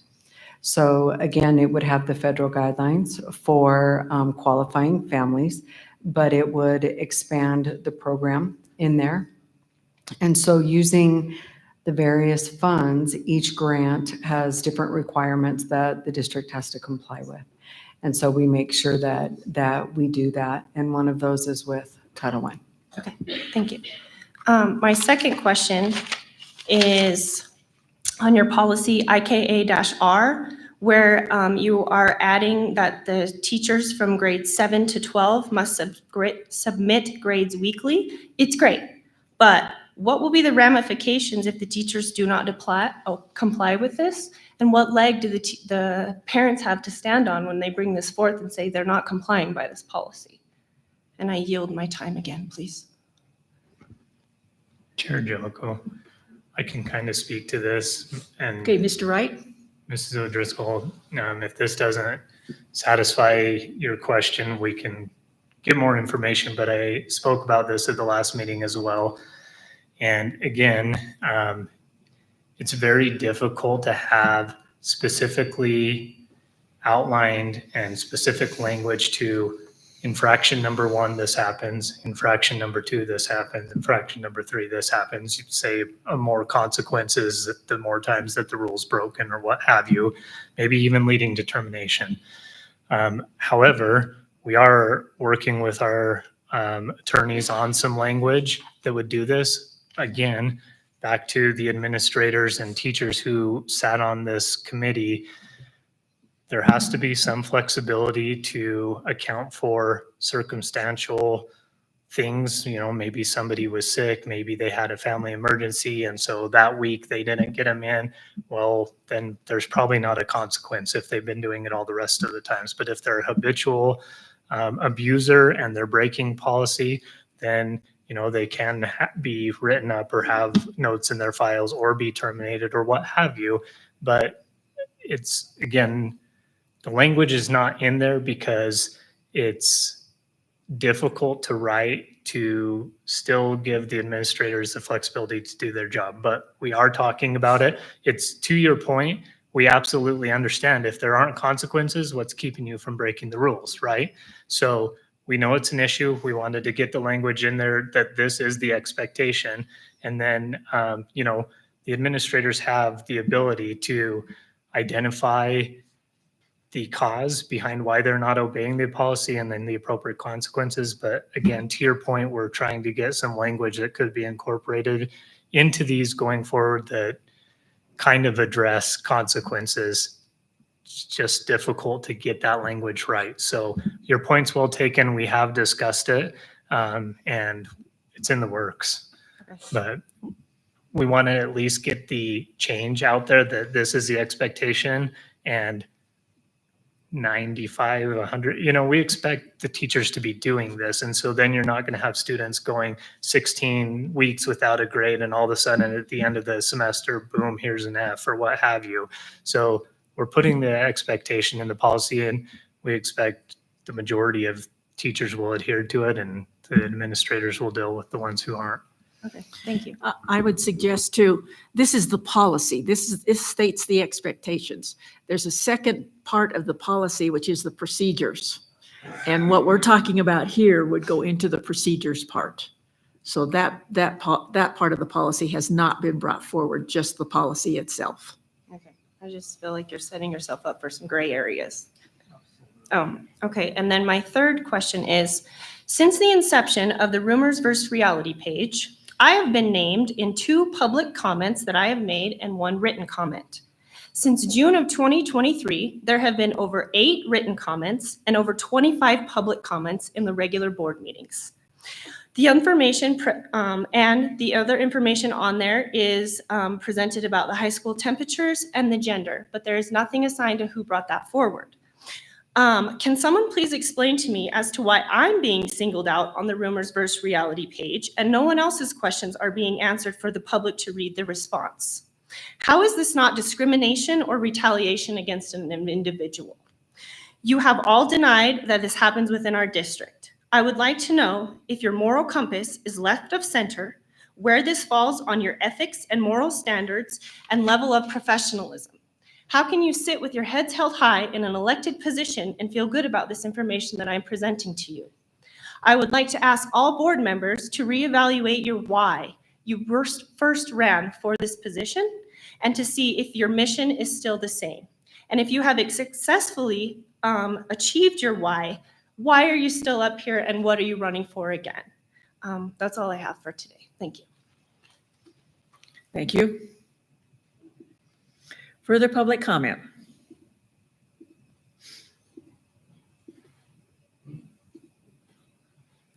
Representative Stith, welcome. Thank you. Clark Stith. I represent House District 48 in the Wyoming Legislature. That's East Rock Springs and North of Rock Springs. My purpose here is to sort of I wanted to thank Chairman Jellicoe, Vice Chair Thompson, Superintendent McGovern, and Facilities Director Mr. Celaroli for your efforts with the Wyoming Legislature this past session to encourage us to fund the new high school. And it was a big success. Of the total $338 million that's going to be spent statewide over the biennium in this budget for school construction, 150 plus another 8.4, so over $158 million will come to Sweetwater County School District number 1. And that's in large part due to your efforts. So thank you very much for that. You guys did a good job and you were persistent and you never gave up. So things turned out, frankly, unexpectedly well for that. And as you know, sort of the next phase of this, I think, is to decide what you want that new high school to look like. The current existing high school has a swimming pool.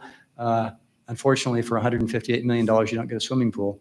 So the question is, do you want to think about raising funds locally to get that done? That's kind of the next action item. And so I'm sure that's already on your radar screen. I think that would be something worth doing. But whether you pursue that, through a special purpose excise tax, whether you make one that's countywide, or whether you try to make it local just to the city of Rock Springs, whether you seek private funding. But I think it's a good problem to have, right? To have a new high school. But I want to thank you all for your efforts in doing that. And so that's all I have to say. I don't know if you have any questions for me. I think there's an intent to seek out from our employees, especially the high school employees and the community, what their expectations are in a new high school. And then we can look at what we could do, because many of those things, I'm sure, are going to involve enhancements, which we know the state is not going to pay for. So then we've got to look at alternative funding for those enhancements. So I think that process is going to start very, very shortly now that the money is secured. Great. Thank you very much. Further public comment?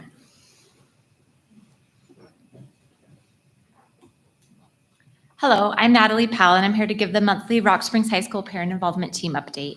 During our May meeting, the PIT presented a list of 46 questions specific to the accelerated schedule submitted by students, teachers, and parents. These questions drove the conversation. After receiving so many questions, it was shared that there is an overwhelming concern regarding the hasty transition to a new schedule. PIT stakeholders continue to be concerned about the lack of pertinent details regarding the schedule and its potential impact on students and teachers. The PIT is worried that it is May and many of the necessary logistical details are not yet worked out. The principals explained that the high school's current schedule is not working, using the example that only 30% of high school students demonstrate proficiency in math. The principals noted that the teachers want to see their students every day. However, it was also reported that the 90-minute blocks are very difficult for students and teachers. They shared that the plan is to keep the schedule for at least 5 years. We hope, however, that KPIs are determined and that there is a plan to conduct a short-term review after the first and second semesters, followed by a long-term evaluation of the KPIs and success within the first 2 years. Multiple teachers reached out concerned that they were not included in the discussions, even though this will significantly impact them. Teachers shared that they would have been able to provide valuable insight and plausible solutions, but they were not included. There was also great concern regarding the academy structure, and we hope that after last week's meeting, strategic conversations took place with academy teachers to ensure the schedule will not jeopardize the programs and almost 60 business partnerships with the community in the Health Academy alone. Pitt stakeholders also wonder why this wasn't included in the school improvement plan submitted to the WDE, as this is a significant change and feedback from that entity may have been valuable. To clarify, the accelerated schedule may be effective and improve student outcomes. We don't know that. The concern rests in the hastiness in which the schedule is being implemented without a complete plan in place and the inclusion of all stakeholders. We missed CAB representation at our May meeting. We hope that collaboration and open communication can continue next school year as Pitt continues to operate as a strategic planning committee. Also discussed were concerns with the ACT testing environment and reports of proctors being disruptive and inconsistent. We hope better systems and adequate training for proctors will be implemented for future ACTs. We also suggested surveys be sent to students to gather important feedback on the testing environment, since the ACT is a critical marker for school success and contributes to the high school's report card and accreditation. Our meeting ended with a conversation about healthy and robust discussions. As a parent involvement team, we feel it is imperative that different voices are heard and that disagreement or differing viewpoints are not viewed as threatening. Any strong organization welcomes respectful opposition, as it helps maintain its integrity and can help improve decisions and outcomes.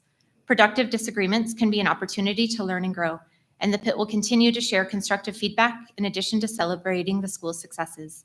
We welcome feedback from parents, teachers, students, and the Board of Trustees. You can reach us at rshspit307@gmail.com. Thank you. Thank you. Further public comment?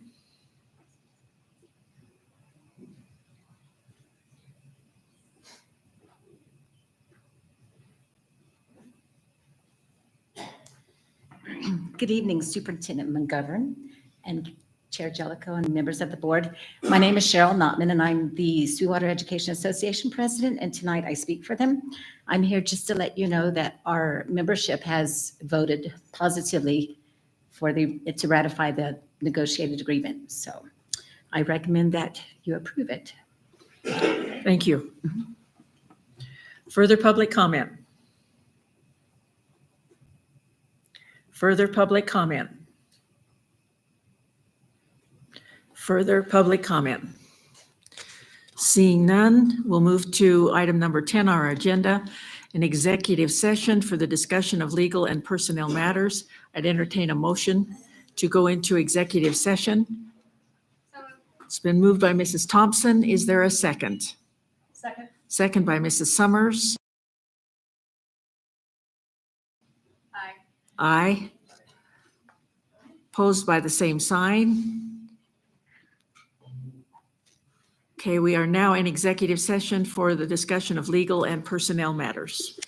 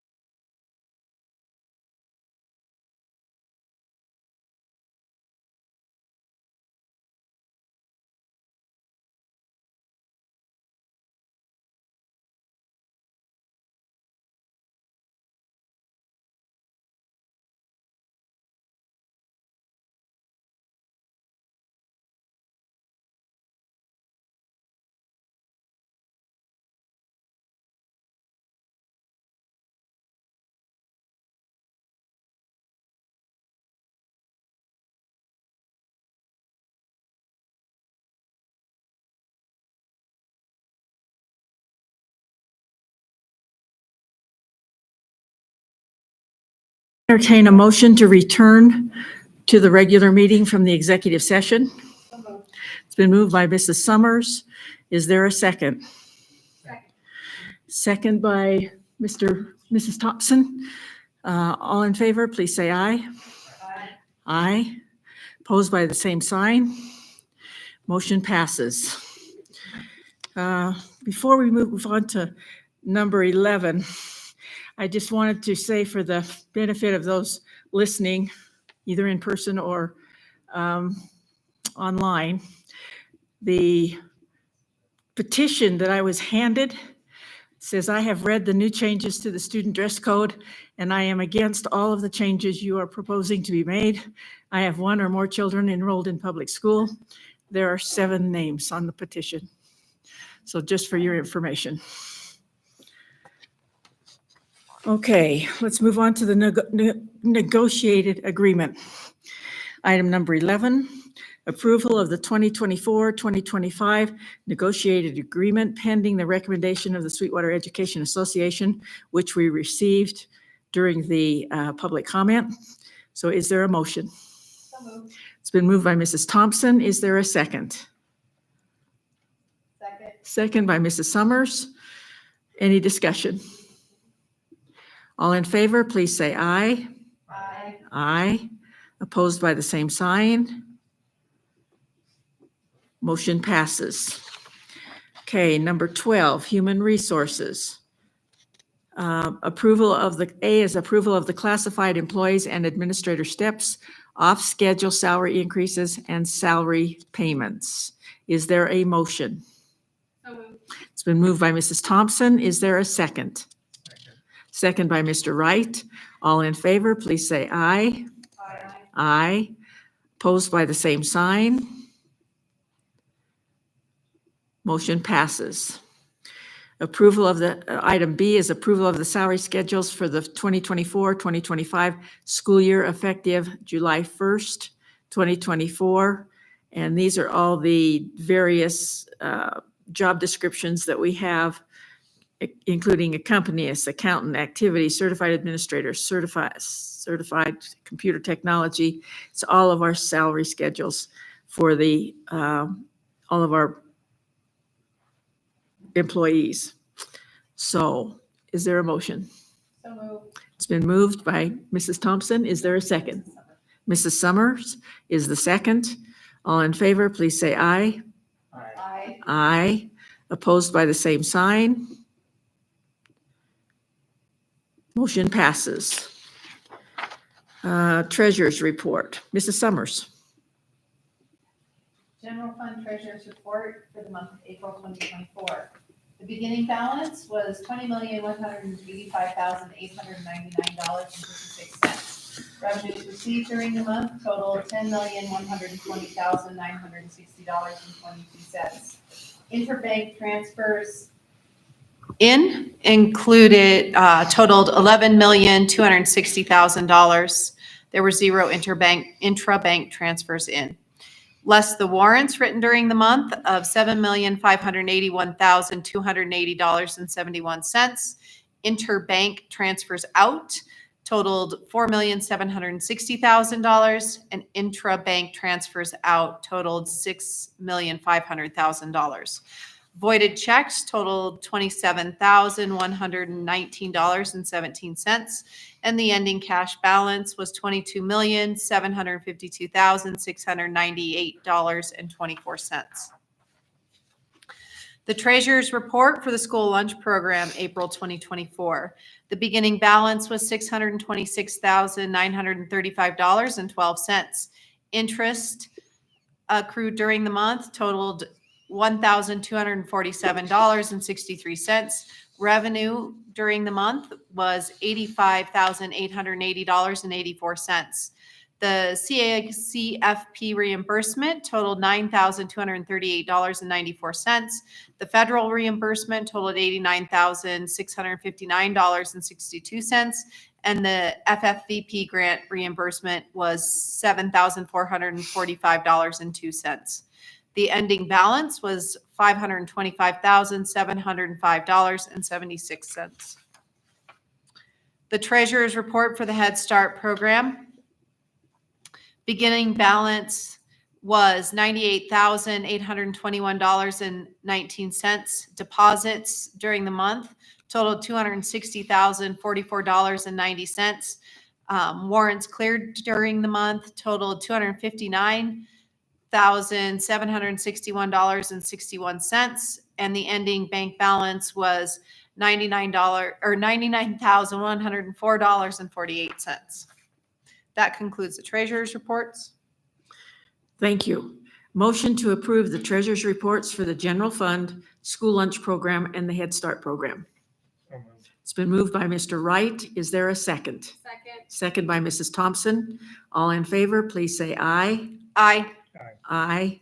Opposed by the same sign. Motion passes. Moving on to the warrants. Mrs. Summers. The warrants. For checks number 167,149 through 168,032 totaled the amount of $7,344,511.63.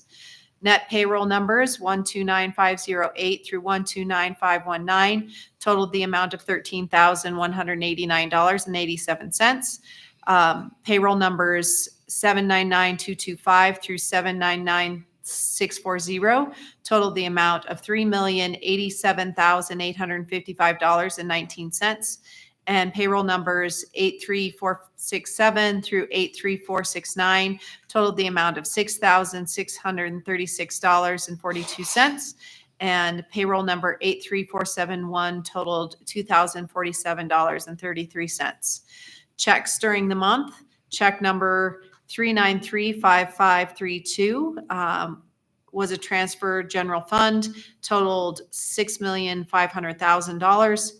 Checks number 3928604, 3931943, 3937147, 3943435, 3946946, 3952466 were transfers from the general fund, totaled $8,305,000. Check number 3952438, transfer general fund, totaled $2 million.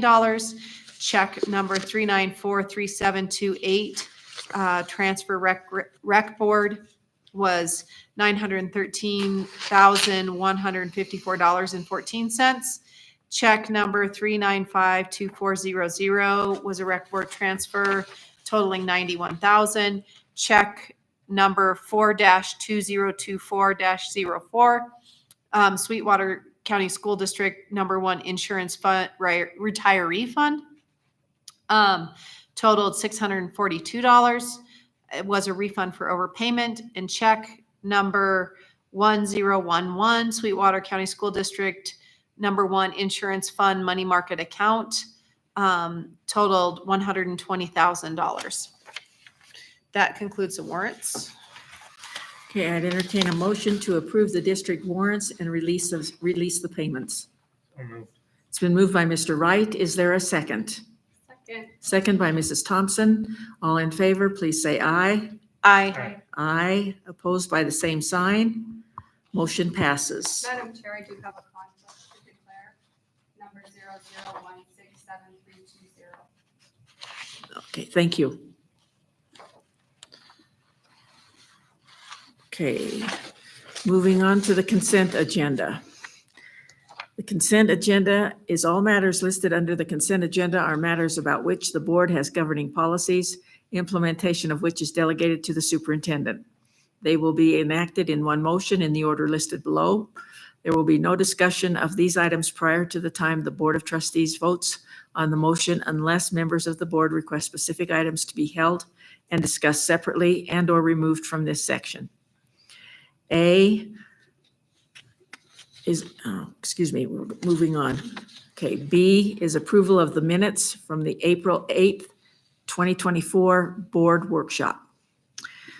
C, approval of the minutes from the April 8th, 2024 regular meeting.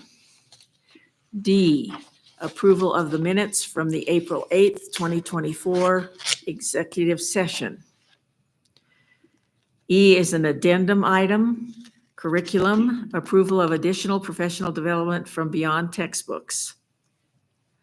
F, facilities, approval to update the 2023-2024 facility plan and 20-year long-range facility plan to include the repurposing of Washington School to a non-educational building.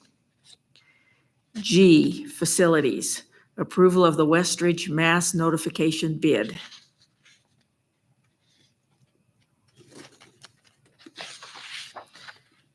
H is an addendum item, approval of the purchase and installation of an exterior electronic sign at the Central Administration Building.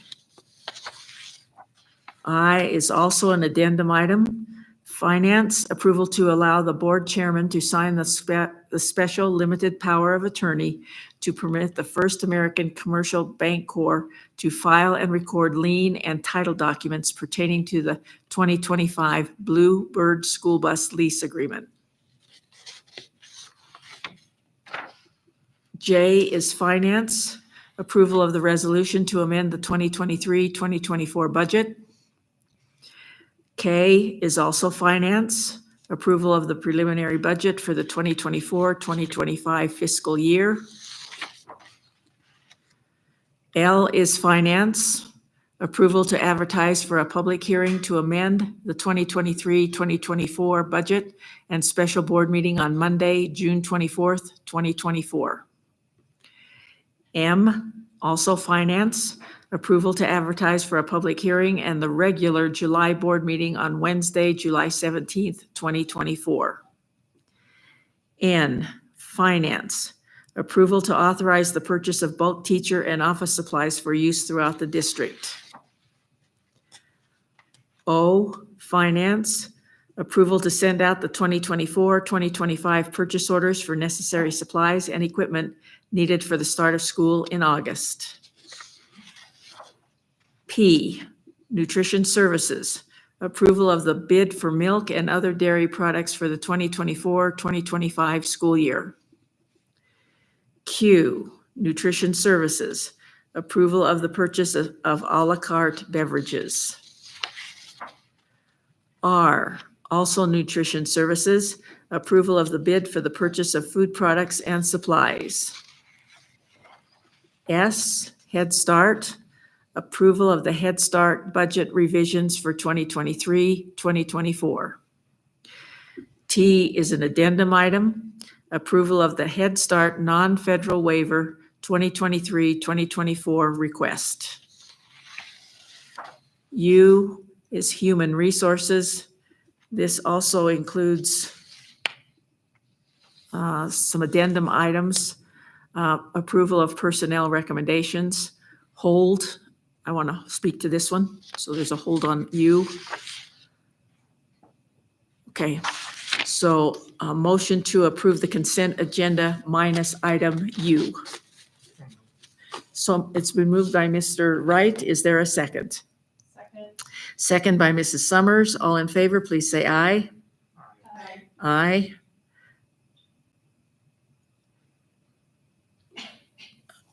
Against by the same sign. Motion passes. Okay, item number U. I want to speak to this one briefly. Basically, what I'm speaking to is that Dr. Libby has been very much involved in the hiring committees regarding his leadership team.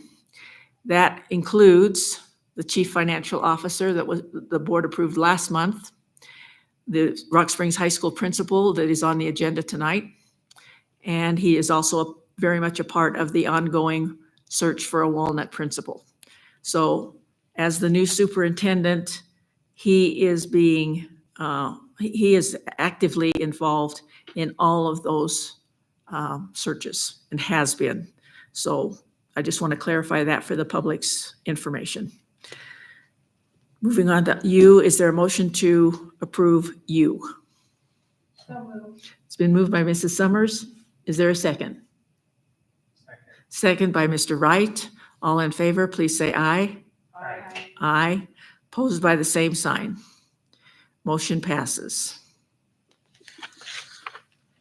Items number 16 is board information, update on the ARP ESSER Safe Return Plan 6-month review. This is an addendum item. Is there anything that we need to know other than what is on the agenda? There's no changes. No changes. Okay. So we just have to approve. This is board information. Yep, we're good. Okay. Okay, item number 17 is general board business. Approval of policy GCQC, support staff dress code. I'm going to group these together with no objection. Okay, approval of policy GCQG, professional staff dress code. C, approval of policy JFCA, student dress code. And approval of policy IKA, grading and reporting practices. Is there a motion to approve those 4 policies? So moved. It's been moved by Mrs. Summers. Is there a second? Second. Second by Mrs. Thompson. All in favor, please say aye. Aye. Aye. Opposed by the same sign. Motion passes.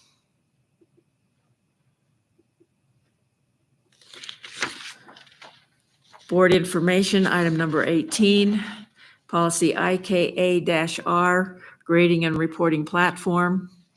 And B, also for board information, policy IKA-R-1, assignment codes for all grades. So those are both board information.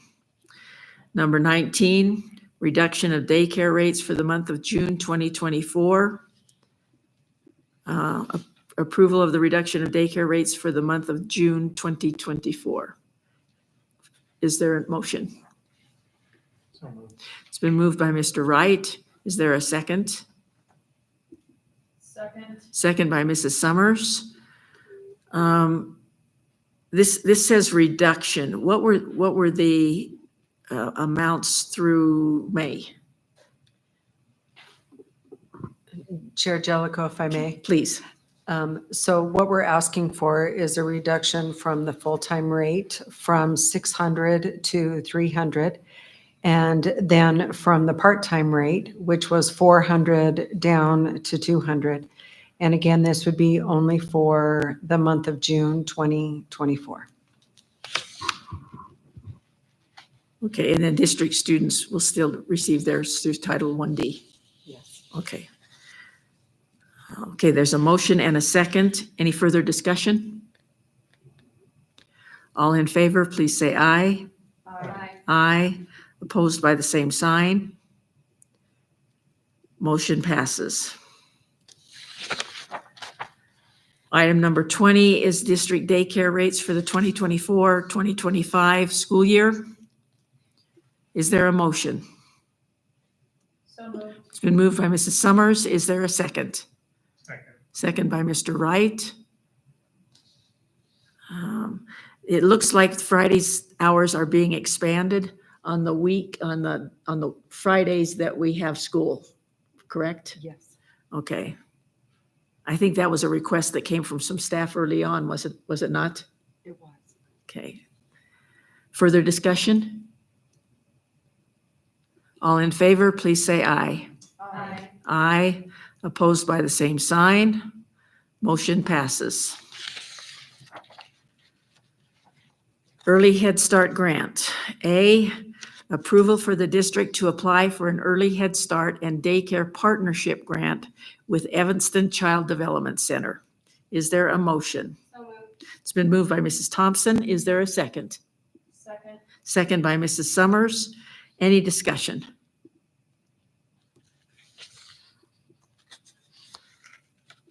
I think this, if I understand this correctly, Evanston Child Development Center came to us with this offer to share a grant.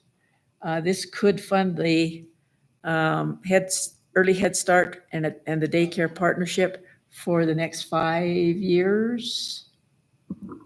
Chair Jellicoe, if I may. Please. Yes, part of that is correct. The other long-term goal that we're searching for is for Overland Elementary to be self-sufficient and sustaining on its own through Head Start, early Head Start, and district daycare fees in moving forward. And expanding the early Head Start lets us serve more kids in that building at a younger age, and then also helps with the daycare partnership, which will help us with the district daycare. It will not cover all of the costs whatsoever, and that's where the fees come in for the daycare. And then we're also pursuing some other grants to help Overland Elementary find all of the holes for the costs that we need to move forward. So this is an application for the grant. We should hear the end of July, 1st of August, That's correct, Chair Jellicoe. whether we're approved for this or not. So that could be, if we're approved, that could be a real quick turnaround for the next school year. It could, if the district is an award for this grant, then the grant will start September 30th, 2024, with the first day to serve early Head Start kids as January 6th of 2025. So those dates have shuffled a little bit. So by the time the district receives the award, it has a couple of months, which will go by very quickly, which will be needed to make sure that all the staff has the proper training in qualifications as well as in curriculum, our licensing requirements that we need to have, and making sure we have the best people in those open positions to move the next version of that building forward. Thank you. Further discussion? All in favor, please say aye. Aye. Aye. Opposed by the same sign. Motion passes. Okay, B, upon approval of receiving the Early Head Start and Daycare Partnership Grant funds, approval to implement an Early Head Start program at Overland Elementary Early Childhood Education Program Center. Is there a motion? So moved. It's been moved by Mrs. Thompson. Is there a second? Second. Second by Mrs. Summers. Any discussion? All in favor, please say aye. Aye. Aye. Opposed by the same sign. Motion passes. Okay, this is item number 22 is an addendum item. Approval of the Sweetwater County School District Number 1 Recreation Board recommendation to reappoint Mark Patillo and a school board trustee, and to newly appoint Gina Harvey to a 4-year term effective July 1st, 2024. Is there a motion? It's been moved by Mr. Wright. Is there a second? Second. Second by Mrs. Summers. A little bit of explanation on this one. Terms to this committee are 4 years, except in the case of the trustee. And that's why it's written this way. The school board trustee, this is the beginning of a 4-year term, but the trustee that's assigned to this committee is appointed in January by the chair. So Mr. Wright, you will continue in this position for the remainder of the calendar year. And so I just wanted to clarify those. Mrs. Harvey and Mr. Portillo will be reappointed for 4 years. Further discussion? All in favor, please say aye. Aye. Aye. Opposed by the same sign. Motion passes. Good of the order. Any good of the order? Chair Jellicoe. Mr. Wright. I just want to take a quick second and as last week was Teacher or Educator Appreciation Week. Quick little funny story. I often go to various schools to volunteer or present on career day or something like that. And afterwards, I appreciate the kind comments, but the teachers are always like, wow, you did such a good job. You connected with the students. How do you do that? And for me, it's because I'm there for an hour.